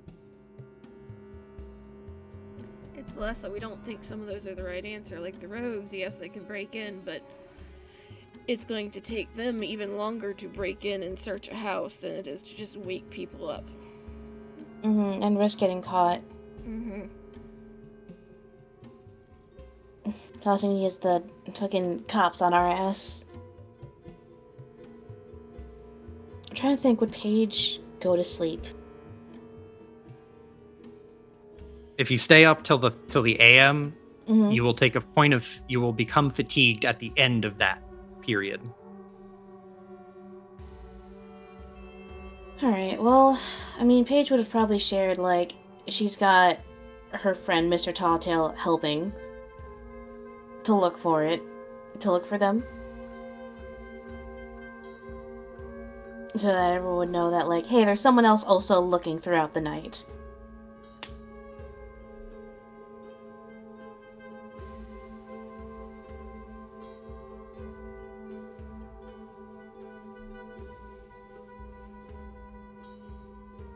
That's true. You do have someone who is going to look through the night, and you now have narrowed it down to one area.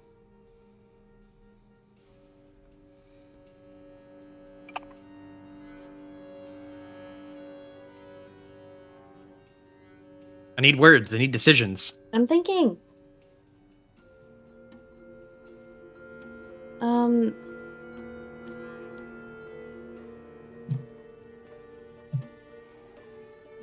Fuck, man. I don't know.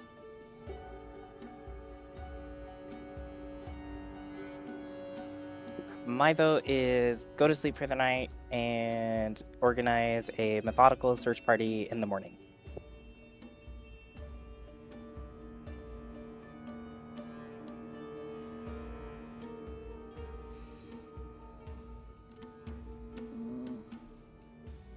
Yeah, I guess I just personally feel bad as a player doing that, knowing what's happening above table.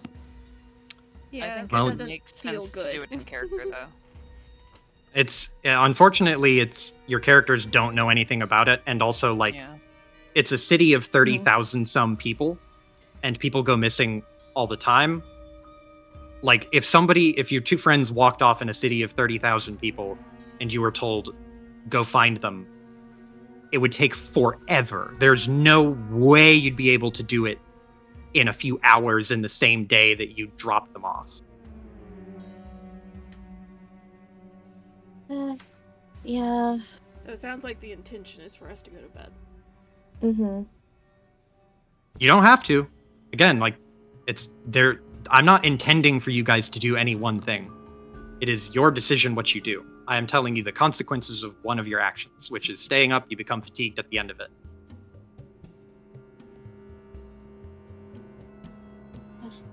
All right. I guess go to bed. Try again in the morning then, since they don't really know what's happening.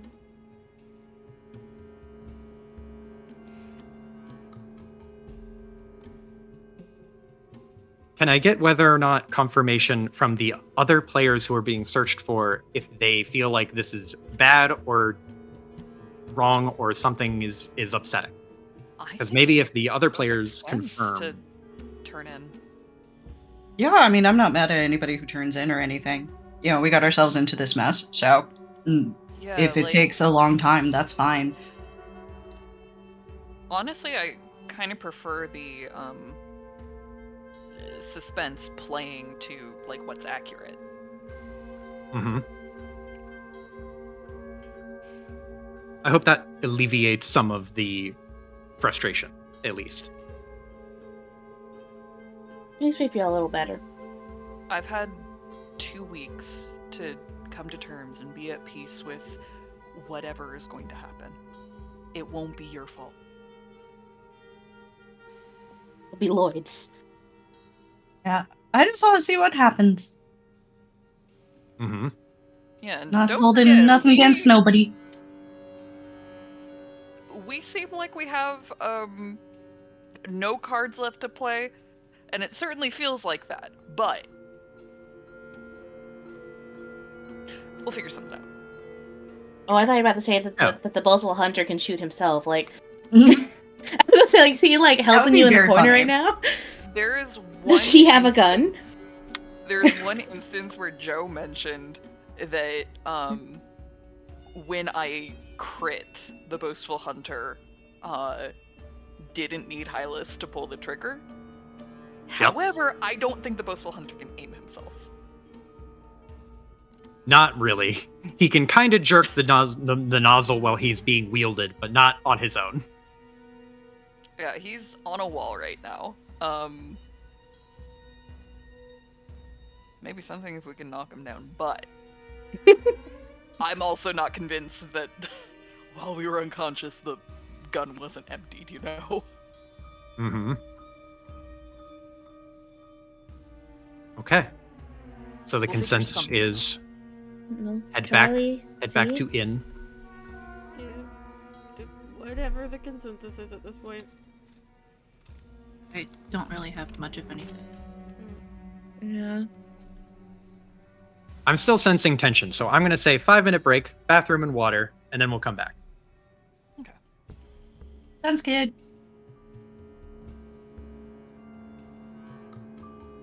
I do need water. My bottle's been empty. The past 5 times I tried to take a sippy, it's empty. Hydrate yourselves. I will. Fucking fish. Okay, fuck off. I want to be hydrated, okay?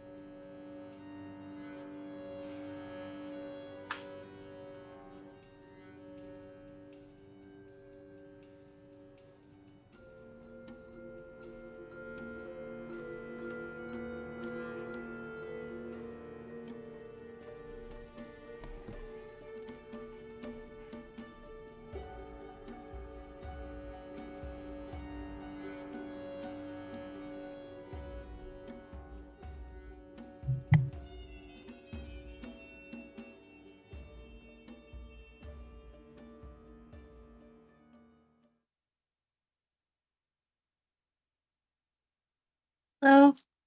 Hello.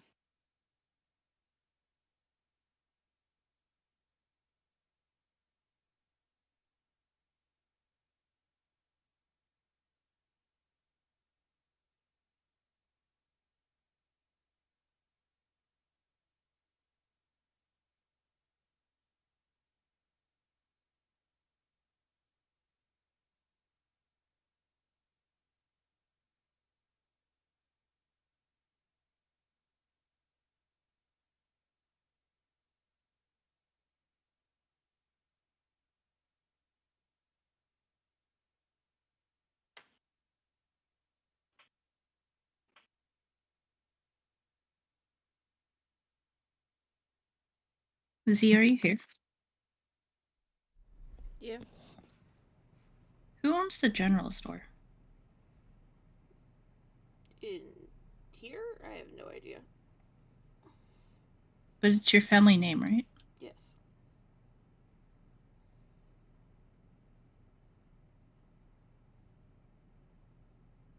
I assume somebody that Emerson hired.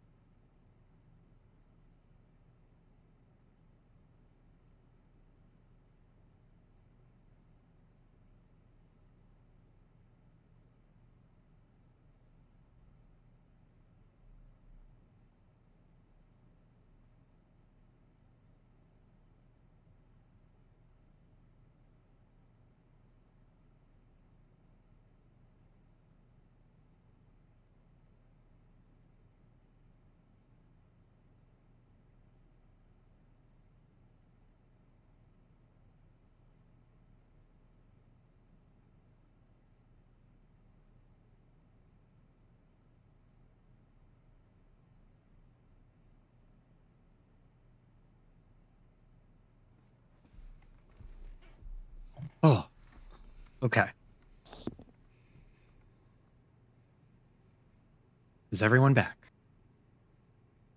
I'm here. I'm here. Amy, I'm here. I think is still gone. 1, 2, 3. Still one Amy. And Charlie? I'm here. Okay. Did you move your mic? Because you sound so much louder. I did, I'm sorry. You're good. I can hear you very clearly now.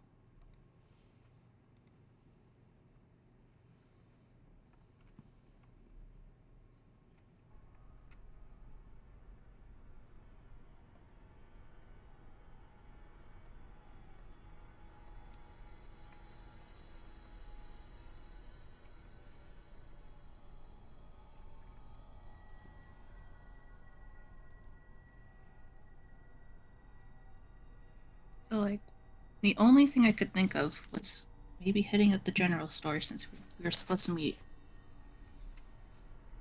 Leave Malik back there, right? Or is that only if we found something? No, that was resolved. So Malik found Vincent and told Vincent, hey, I'm supposed to meet up with them here. And then Vincent was like, you go do the search. I'll meet up with them. And then that's why Vincent showed up.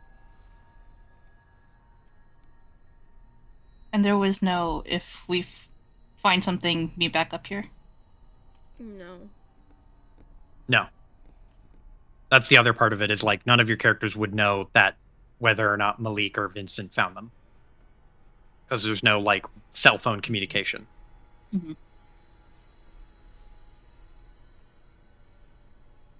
But, hit up the general store, even if he's asleep, whoever the owner is. Because it is a general store, he's most likely to have a lot of foot traffic.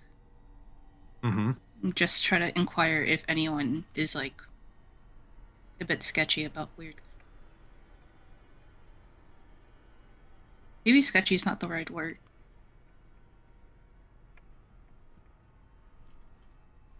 Could also put up the posters there. True. Little sketches.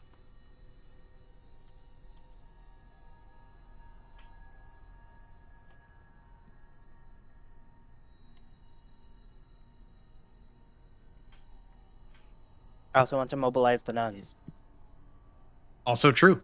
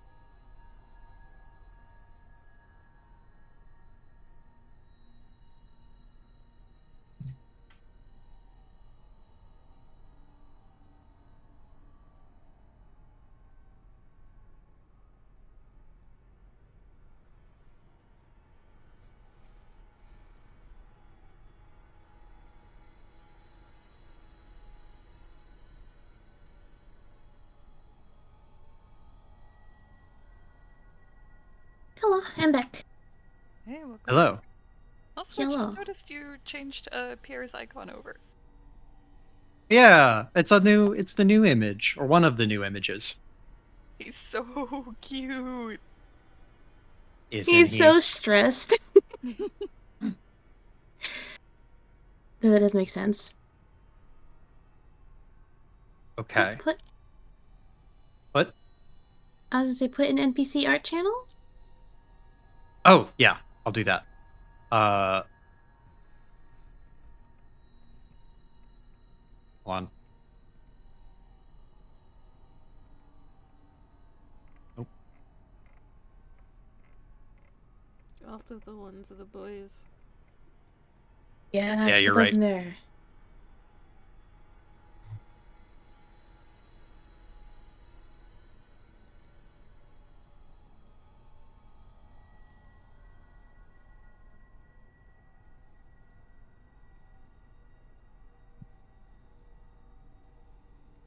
Okay. So, we're back. Welcome back. As the active search party draws to an unfortunate close in the wee hours of the night, we return to the basement. Hottest place to be right now. Murkott's Is it hottest hot? club is Lloyd Valentine's basement. It's got everything. No. Can you tell we're coping? The copium works. Does it? So, we last left off with Angh being the focus of things now, as Lloyd turns the scalpel onto her. He has a new scalpel. For those of you concerned about germs, he's using a different scalpel. Oh, I mean, thank Oh. God he's at least minding that. We wouldn't want any cross contamination. You have sealed the pact. You have agreed. You shook on it. And now Lloyd has asked you a question. Do you want to be awake for this part, Angh?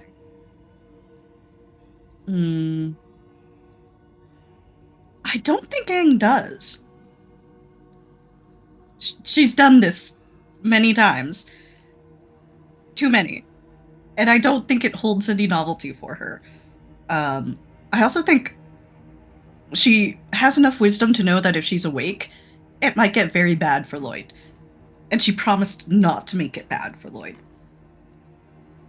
So I think she's going to, looking up at him, just, the question was, do you want to be awake, right? She'll shake her head. He nods. That's the first reasonable response I've heard tonight. He will take a step back and grab a bottle and rag, dump some chemical into it, and he holds that against your face, your nose and mouth, until you drift off.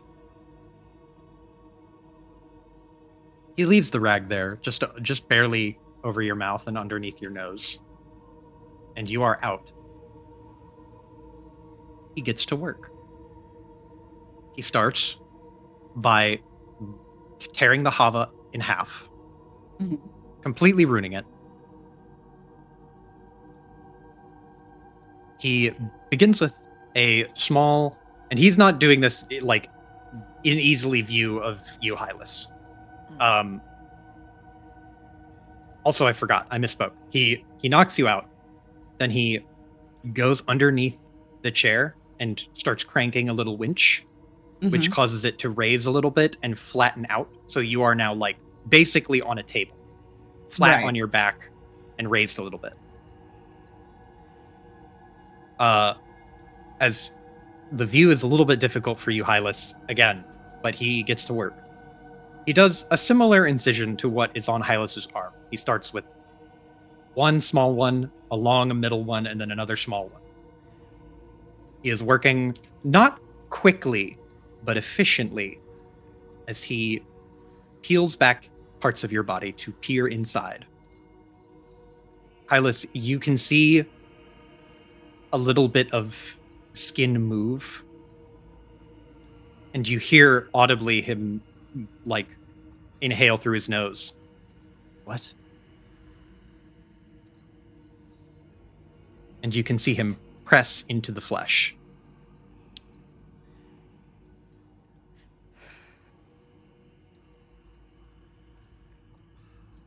He looks While at he looks at the unconscious Angh like he's kind of dumbfounded. And while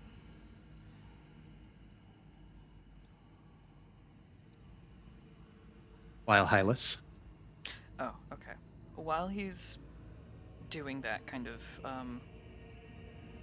enraptured, I guess, with the process, Hylas is gonna try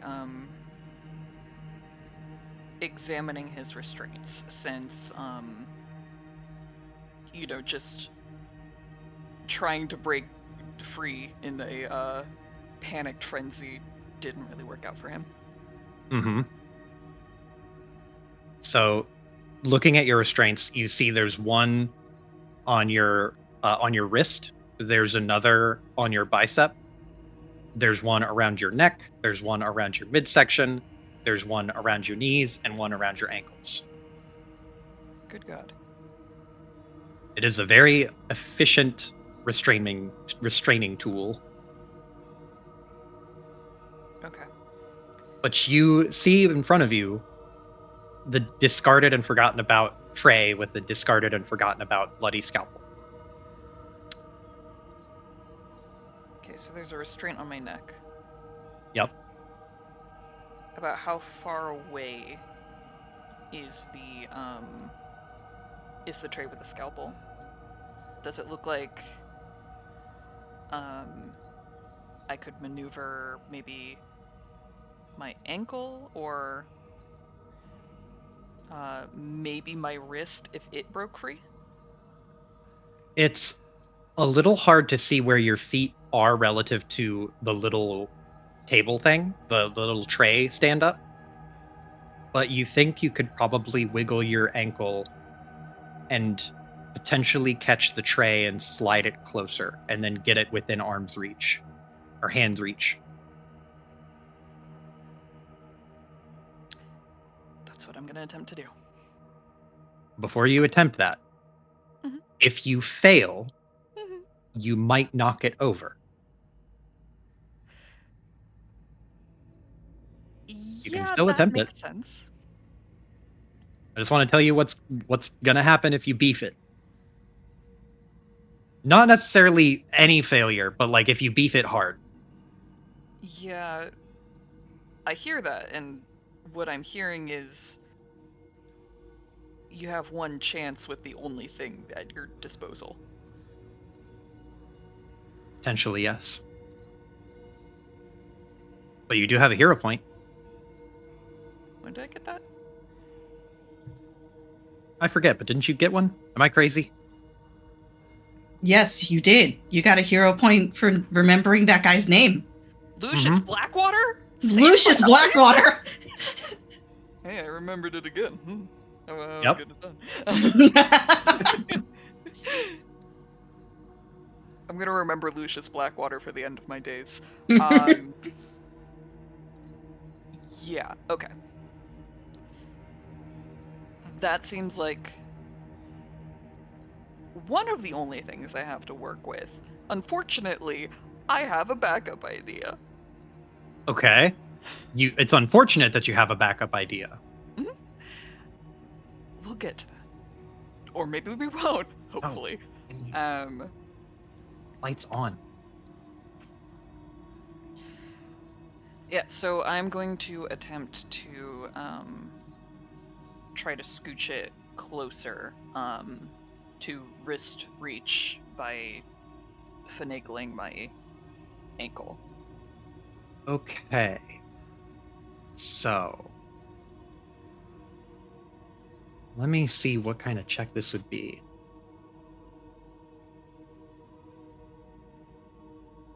Thievery, acrobatics.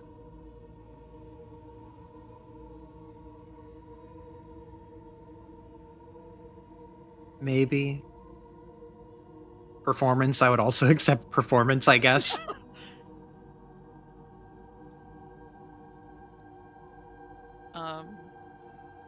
So you'll take acrobatics? I will accept acrobatics. For very finely controlled movement, I will accept acrobatics. Okay. Before I attempt this, I just want to confirm something about those classes that we took. Yep. Back at Hawk's cabin. What benefits did those grant us? I have been working on a solution to that. They wouldn't benefit you as of yet. You would have to practice them a certain number of times to get a benefit from them. Understood. Okay. I won't worry about it then. It's a good pull, though. It is a good pull. I'm trying. That's fair. I'm gonna roll that acrobatics then.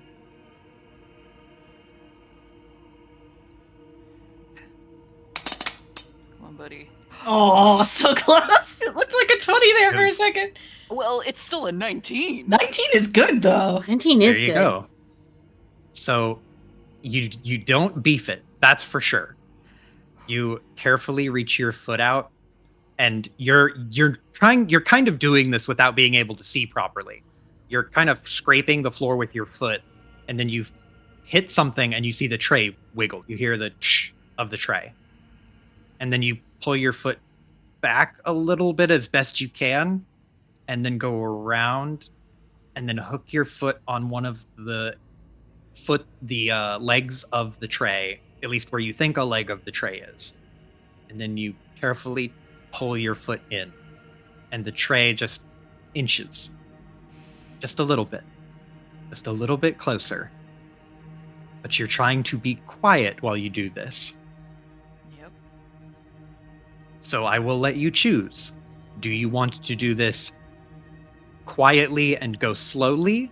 Or do you want to roll and see if you can do it quietly and quickly?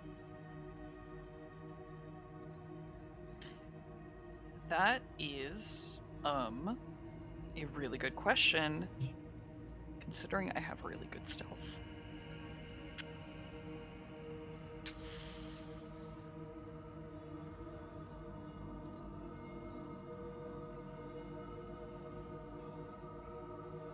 While you are mulling it over, Okay. Angh, Mm-hmm. no one can see this but Lloyd, but he has removed an impeding layer of skin Mm-hmm. to peer at the musculature beneath. And what he has found is not musculature.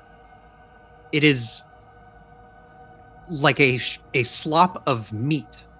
It is a viscera pile that is underneath. It is not muscle in an organized and recognizably anatomically correct pattern. It is like someone jam-packed you full of meat. You're telling me I look like the Thanksgiving turkey? You look like a raw package of like organ and skin. Sausage. Sorta. But there is just like viscera beneath the layer of skin that he has dug up. And he is obviously taken aback by the fact that there's no clear muscle tissue. Reason. And so he has moved to a more exploratory area. He has gone to your abdomen. Mm-hmm. I didn't give you damage for the wound, did I? No. How much damage do I okay. take plus 5? You'll take 10 damage plus 5. Plus 5? That I'm unconscious. You are unconscious. Don't worry about rolling death saves. Yeah. That's fine. You are completely unconscious now. Not that you weren't already, but Super he moves to the abdomen.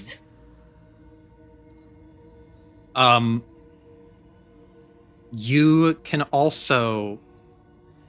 No, not yet.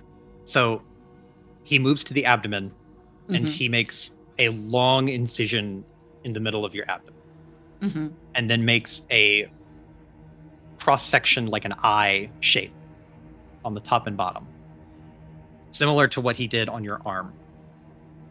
And he opens you up. In the middle of your abdomen, there is more of just viscera, organs that should not be in the position they are. There's no skeletal structure. There's no rib cage. It is just a slew of meat and tissue, not even very recognizable tissue. Things that are fused together, like muscle tissue that grows into liver tissue. It is just mutated internals in a slurry of blood that contrasts very sharply with your very white skin. You will fail your dying one. Okay. As he examines your internals, he begins removing pieces, which bloodies his hands thoroughly as he removes a section of lung, heart. It's not clear what even it is. It's just something. Some type of organ. Unidentifiable as it is, he sets it into an empty tray by his side and moves on to the next one. All the while muttering to himself, "How are you even alive? What sustains you?" Love, asshole. Jot that down.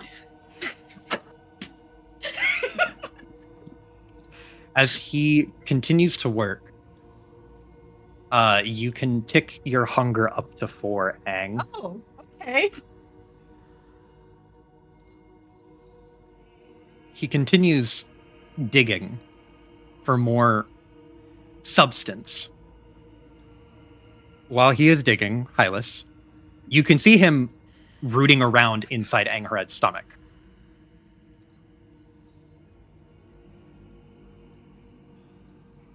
So go ahead. Do you want to make your stealth roll? I'm gonna make. Or are you moving slow? You're gonna make the stealth roll? I will I'm remind gonna you try. again. If you nat 1 it, if you critically fail this and beef it, you'll knock the tray over. I understand. I understand the risks. Okay. I'm just doing what he would do. Mm-hmm. That being said, I have a hero point. Mm-hmm. See, aren't you glad I argued for that 1 hero point now? Yeah, you know what? I can work with 1. Roll that dice, buddy. Okay, I'm on it. Oh! Ooh. Okay, not a It's 1. not a nat 1. It's not a nat 1. And it's still a 9. It's still a 9. I would like to hero point this. Okay.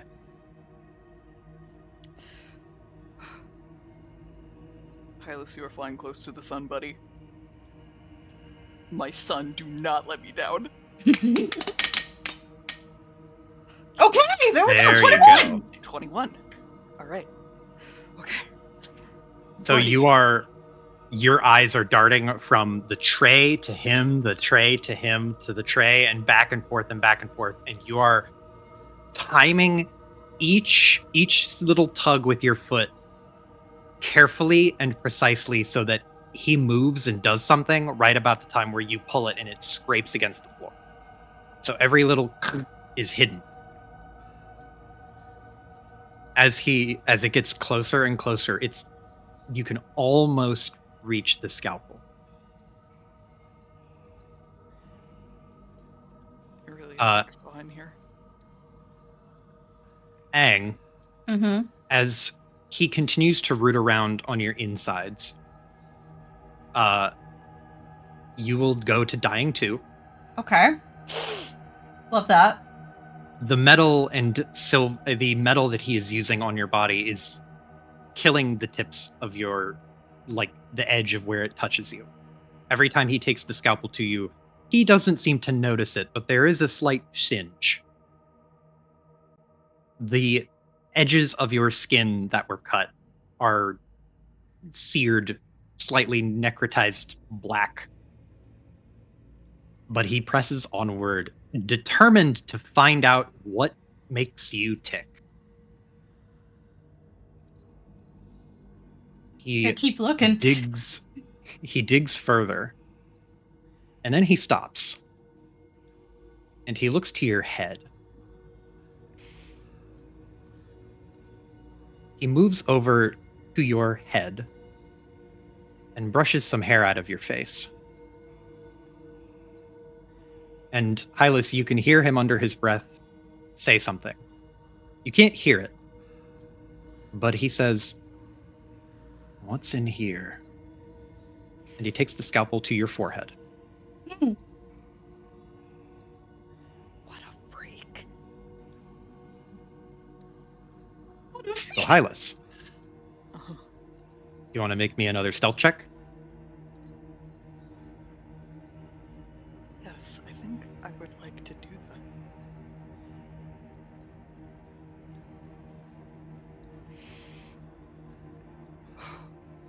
Here we go. Oh, it teetered on the 2 for me. You scoot it a little bit closer. Your middle finger can touch the edge of the scalpel now. Just barely. Not enough to grab it, but just barely. Your arm is in searing pain still.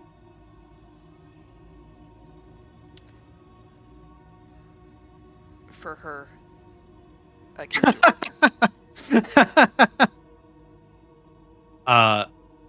Angh, he takes the scalpel to your forehead and begins working. There is no bone, so he simply scores through your forehead very slowly, searing the edges of your skin as he does. You're dying 3 now. No, 3. We're almost there. Almost there.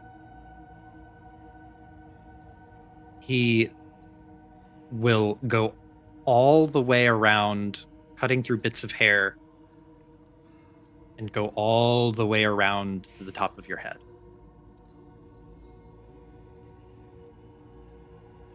And he is going to carefully go to remove your scalp. Hylas. Stealth check. You got it, boss. I would just like to take this moment to turn to the rest of the call and address how fucking anxious I am in this moment. I believe You got it, buddy. You got it. I'm going to hit the button now. Okay, 17's not There bad. you go. You're rolling way better than you did last session, and that's the important thing. True. It's making Truly. up for it. You're reaching your finger out and tipping the edge of the scalpel a little bit. You can start to fish it into your hand. As you are fishing it into your hand, Angh, he will completely remove your scalp. Huh? Internally, Angh, as you are in this sort of unconscious, like, dream nightmare in your mind, Mm-hmm. there isn't nothing. It isn't just darkness that you see. There is a sort of waking unconsciousness to it. You are like awake in a dark room, and you can feel yourself ebbing away slowly. You can feel yourself start to let go.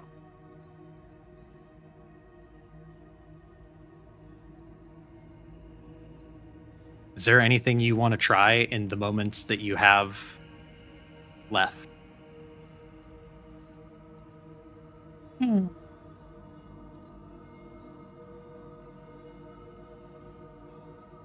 Thought does occur to me. In this darkness, Angh can form thoughts, right? Yeah,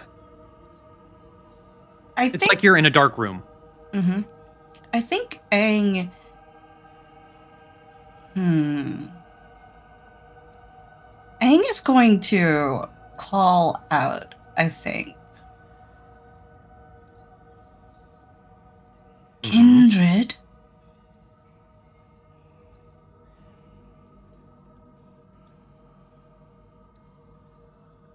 Your voice kind of echoes in the darkness. And looking around, you don't see anything. You can't see your hand in front of your face until you turn around, and then in front of you, you see the corner as if you're inside the building. You see the corner of a familiar cabin with dead squirrels and birds and bones tucked in a corner. A window that's sealed magically.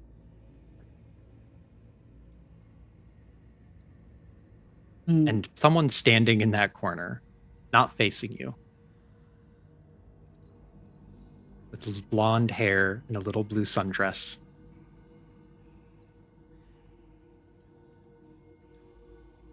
I think She heard you. I think being in this place, like, immediately sets Angh ill at ease. Even more so than her current situation. There's just something about this place that she just does not like.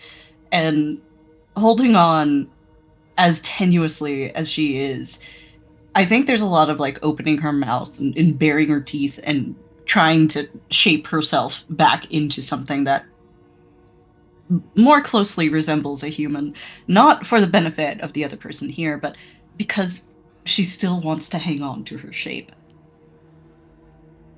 And I think that she has a lot of thoughts.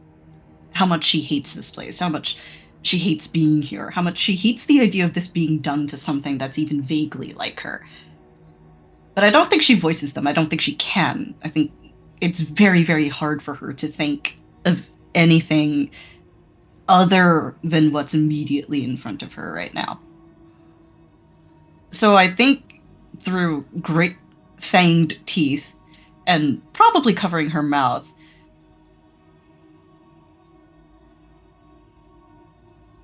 can keep him safe? That's a raspy question. She could barely form the words. She's clearly struggling. And she said, can keep him safe? Yeah, the idea is, can you keep him safe? But she couldn't get all of the words out.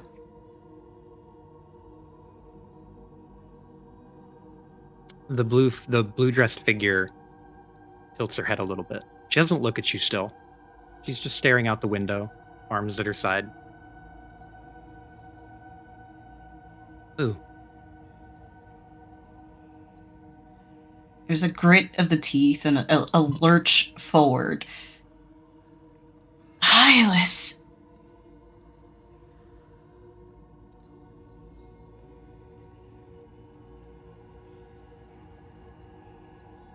She continues staring out the window. And this long, protracted silence just kind of gives you a sinking feeling in your stomach, like she's not going to do anything. She's checked out. She doesn't care. But she responds, I don't do safe.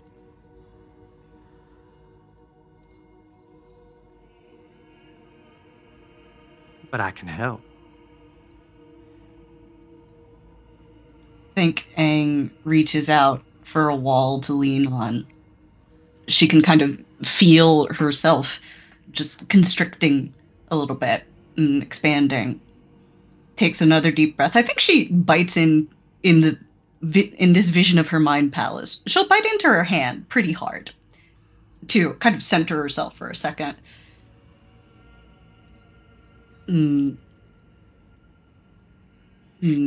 I think I'm trying to decide if she's at a place where she can ask how Dee Dee would help.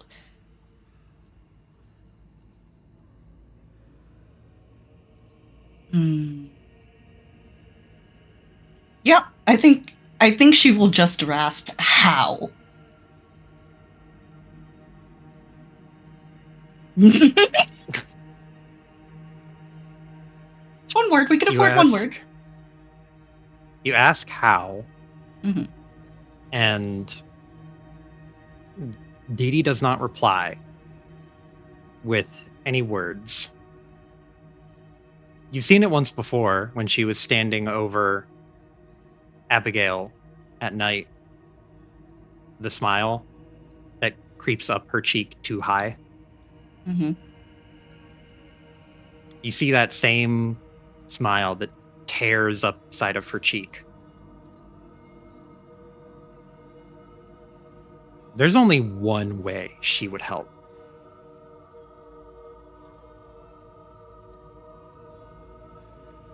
Turbo murdering Lloyd is what I'm assuming I'm getting here. Yes. Presumably. Angh takes a deep breath, and I imagine she's like really starting to fade at this point. And I think she's gonna reach out and like put a hand on Dee Dee's shoulder, like stumble forward, and then the hand is just as much to like reach out and touch her as it is to like steady herself, Mm-hmm. And she will look at the back of Dee Dee's head. Break not the compact.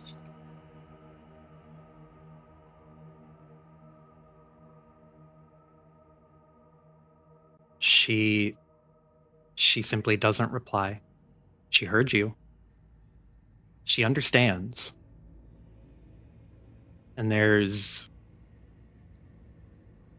silent acceptance. She's not happy about it, but she accepts it.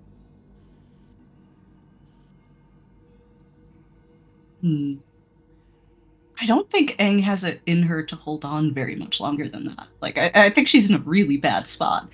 So, I think after that, she's feeling very weak. She's just gonna stumble onto her knees and then onto her back, looking up at the too low ceiling of this place.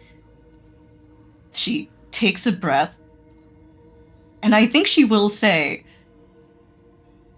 I loathe this place.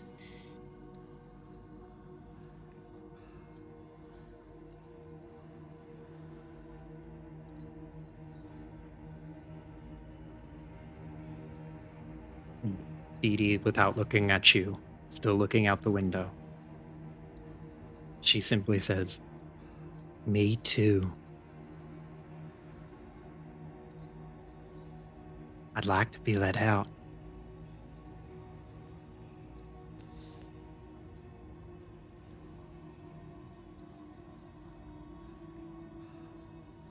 Well, how is Angh doing? Is she still conscious here, Joe? She's still in this pseudo-conscious state. Mm-hmm. Your body is dying rapidly. It will die in the next moment. I think, man.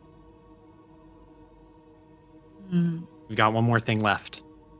Oh, man. She's real desperate right now.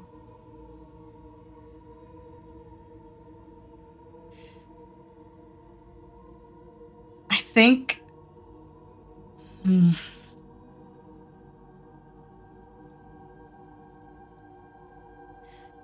think she's gonna just swallow, staring up again at the ceiling, which I imagine is covered in just animal droppings and corpses and rot and horrible, horrible things. Entrails, perhaps. Speak with me when I rise, kindred.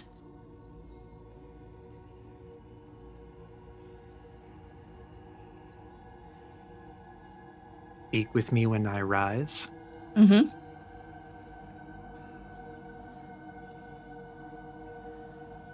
She nods.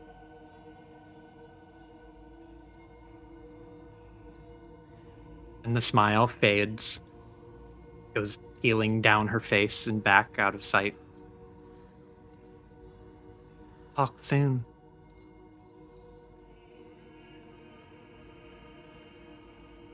And with that, Angh, you are at dying 4.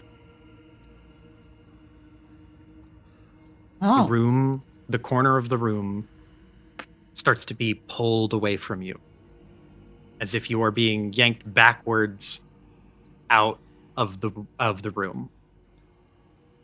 The corner fades, the window fades. The blue sundress just shrinks into the distance, and everything goes black, and you lose all sensation. Hylas. Yeah. You have successfully wiggled your fingers enough that you have the scalpel between your index finger and your middle finger.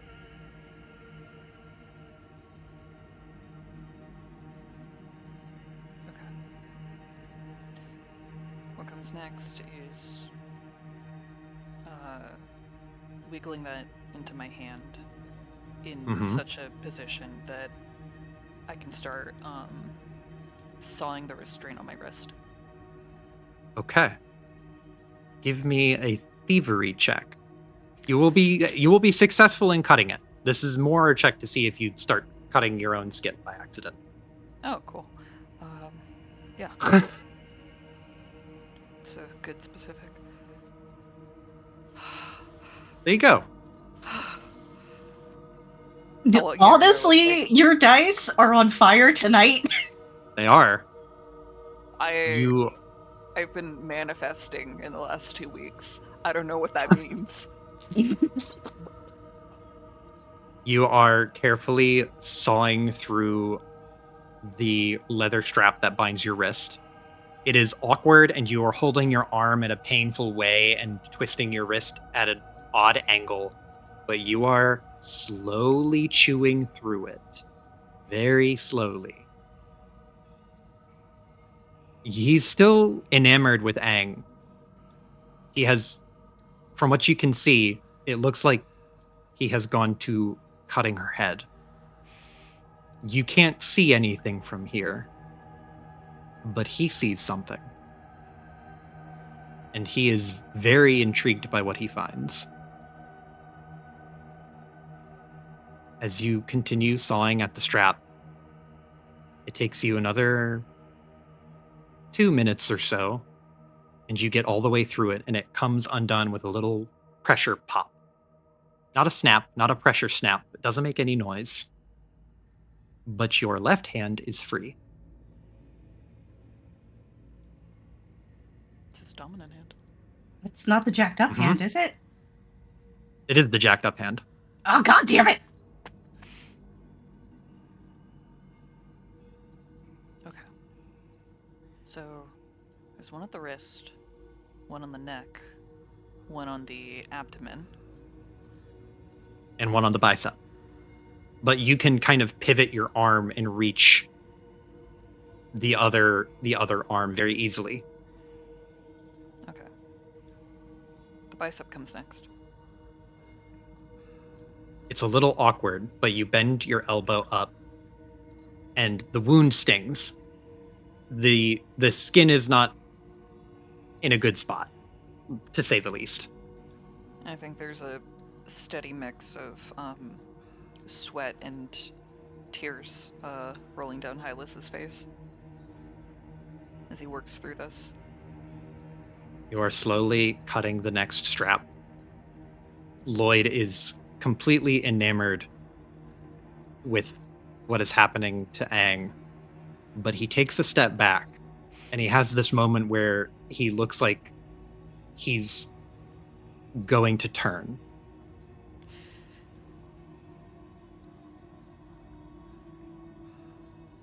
Are you going to keep cutting? If he looks like he's going to turn, I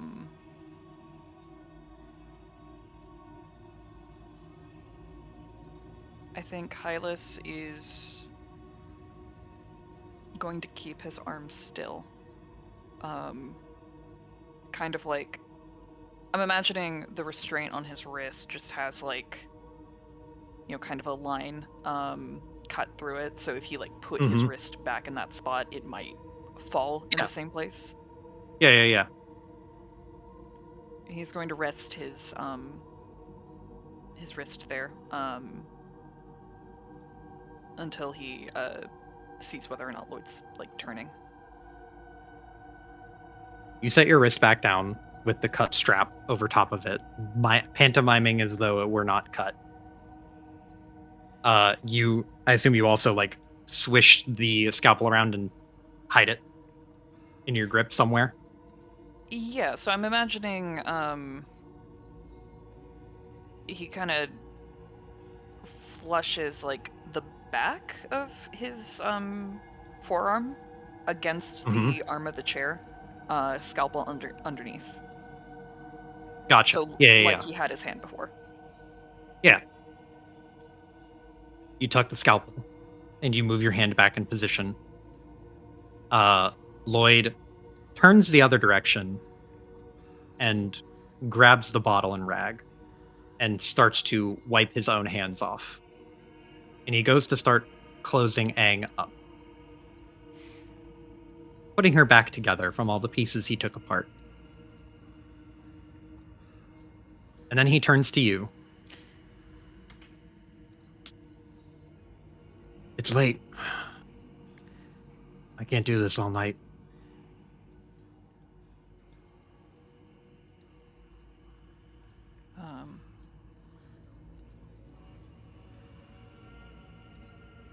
Hylas, he looks like a mess, with all the kind of sweat and tears and working through all the pain. So I think he's just gonna lean into being too tired and worn to talk. So he just kind of looks to Lloyd with this, I'm listening expression. Lloyd grabs the chemical bottle that he's been using to knock Angh and you out, using the rag, the bloodied rag that he has wiped his hands with. He has a scratch on his face, or an itch on his face, which he reaches up and scratches and just smears blood across his cheek. And he walks over and takes a knee next to you and says, I'd love to stay and chat, but I'm exhausted. And if I stay around, I'm going to botch something, and I don't want either of you dying. Not yet. I'll figure out what I'm going to do about this contract with me and you. I'll figure something out. But until then, and he dumps chemicals into the rag, try to rest up. And he is going to try to press it to your face. Do you let him?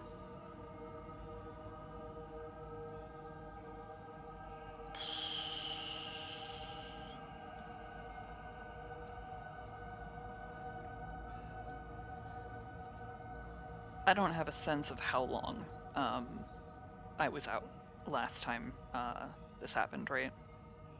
Correct. It may have been 2 or 3 hours, give or take.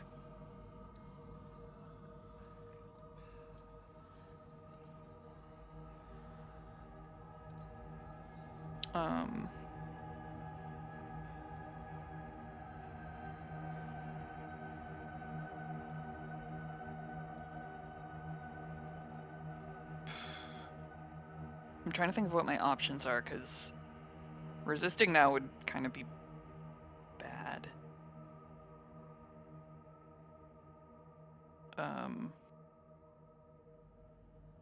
You'll have to make a fort save. So in theory, you could just pass a fort save. Okay. Yeah, Hylas is going to try to prepare himself, and Hold your breath. attempt. Huh? Hold your breath. Yeah, hold his breath and just kind of pretend to pass out Okay. if he can.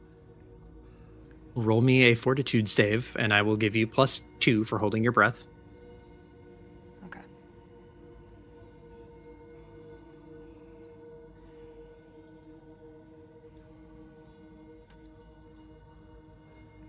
Are you Oh. kidding me? Are you? Boy. Oh, buddy. The dice are back The for their the nat revenge. ones are back. Oh, buddy. Oh, my friend. I had a You plus prepare for 8 it. on this. True. I had a plus. That is rough. Okay. It's a nat 1, Yep. but it's mine. Kudos to you for taking that ones well. Are you gonna give them a hero point? For getting a nat 1? Thank you. Joe, for I gotta shooting your shoot. I gotta shoot these shots, Joe. All right, fair enough. So Hylas, he holds the rag to your nose and mouth, shot. and he stares at you very carefully. Like he sees you suck in a breath, and he watches you, and he holds it there. And there's a moment where you think he's going to take the rag away, and you're like, yes, I fooled him. But he keeps his hand there, and he stares at you, and he just keeps it there, and waits, and waits, and waits, and eventually you have to inhale. And then when you do, you fall out. You fall and pass out.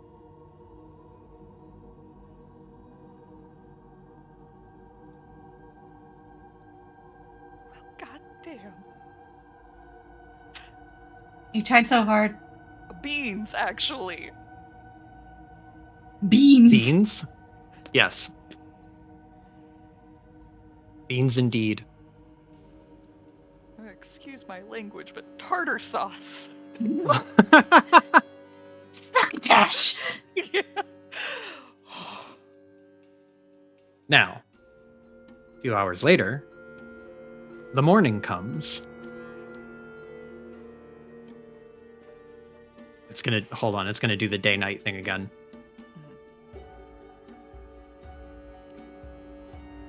Bright and early, I assume everyone at the hotel the Knight's Inn, I assume everyone at the Knight's Inn would wake up as early as possible, getting just enough sleep that they wouldn't be exhausted, and then getting right back to it.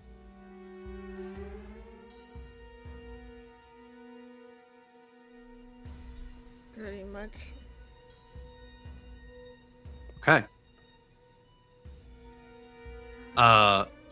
As you are getting up and getting ready to head out in the wee hours of the morning, the early morning, Paige, you get a little visit from Mr. Talltail. I imagine in an inopportune time when you're getting ready in the morning, which Her hair is a mess.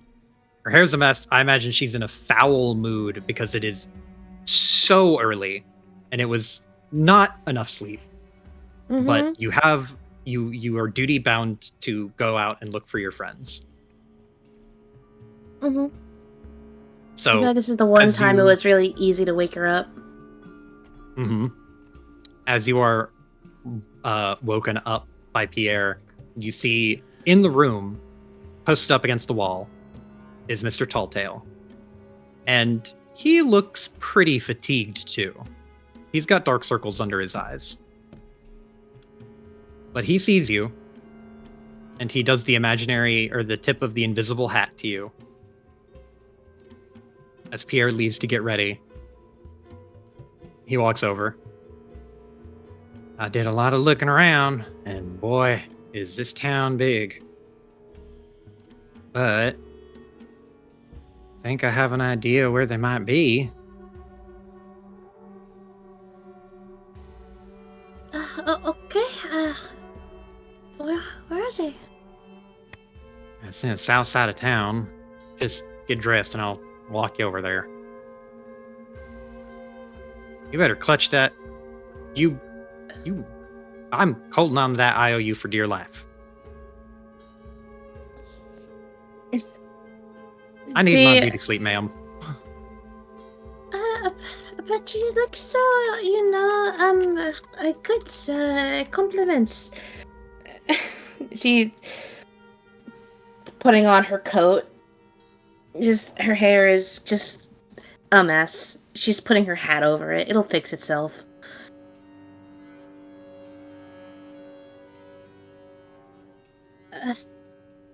She'll fucking grab her little cane, grab her hat, get her coat, her little shoesies on. But she will turn to him. And she will give a nod. But, thank you.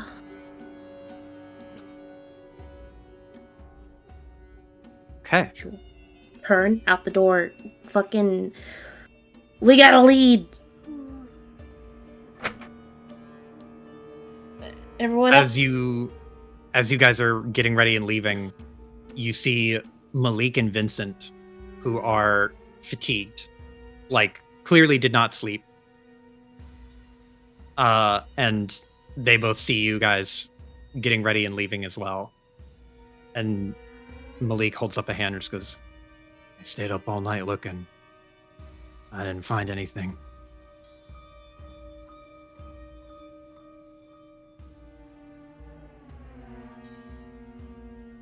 Does Paige imply that she knows where they are? Oh, yeah. I feel like she would have told the party. She was like, alright, guys, we gotta go. That friend I mentioned has an idea of where they might be. But we gotta go now.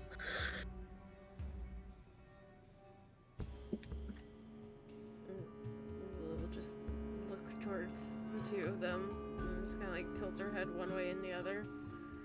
We might have an idea. I'm all ears.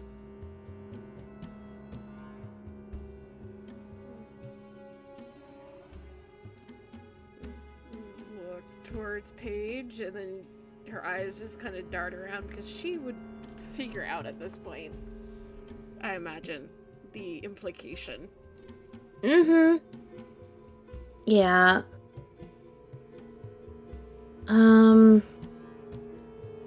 Would Mr. Talltail have told her where? Just general area? He was going to, yeah, he said like in the south, he would have told you the south side of town, and he's going to lead you to specifically where he thinks they might be. Okay. Paige lifts up a hand, leaning on her cane, yawning. In the south side? I don't know the name of it, but I should be able to recognize it if you want to follow.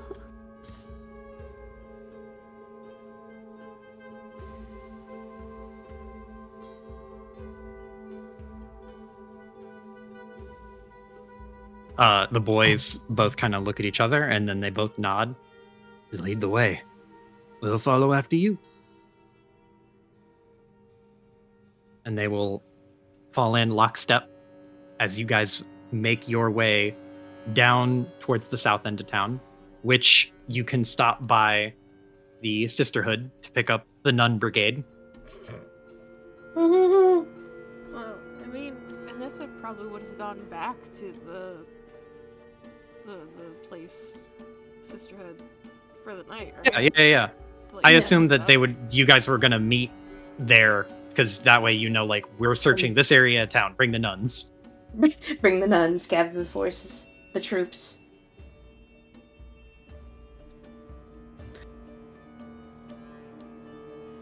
Abigail would be like concerned as well, like, what's going on? Did something happen? Should I come too?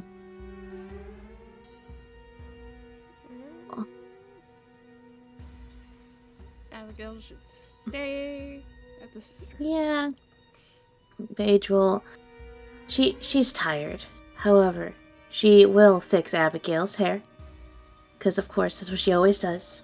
It's like, oh, no, it is okay. We are just looking for some of our friends. They just got a little turned around in the big city. But everything is okay. We will come back to you later, yeah? All of the other sisters are going out like something happened. I hope it wasn't because of me. No. They are not very good with cities, so it's very big. So it takes a lot of people to look for them. But everything is okay, and we will bring everyone back to see you later, yeah? Roll me a diplomacy check. Heard.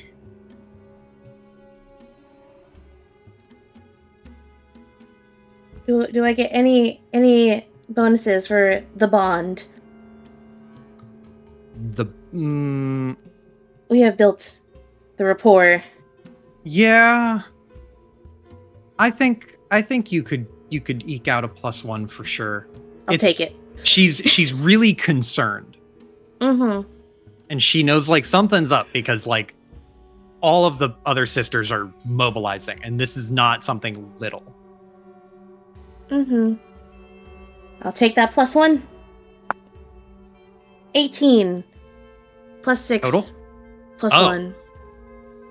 26. 25. Take that to the damn bank. Wait. 6 + 6 + 1, 25, sorry. Yeah, fuck math. Yeah, 25. Okay. So you can see like she has the fire in her eyes like I don't want to be left out if I can help. And she's worried about whoever went missing. She doesn't know if it's like somehow related to her because it happened the same day she got into town. So she's like, maybe it's because of me or not. But you say it's not. You say you'll be back. You say you've got everything you need. And she has no other choice than to take you at your words. She stays back. She's concerned, but she stays back. Promise me you'll come back as soon as you find them. Aw. Paige, hold hand, squeeze tight. I promise. She'll gesture to the rest. I was like, all of you promise too. Affirmations. We promise.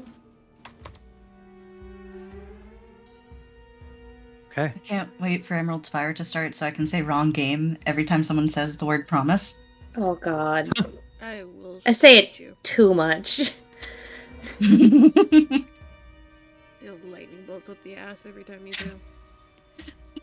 Jesus Christ! Z is not amused. Z is falling asleep. I'm not gonna lie. It is 10:50. Yeah. Yeah. Mm-hmm. And I have to wake up at 4 o'clock. Ooh. We can call it here before you guys get to the part of town. Thank you. Mm-hmm. Thank you for session, Joe. You're Thank welcome. you for I hope it session. was fun. Thank you for killing me.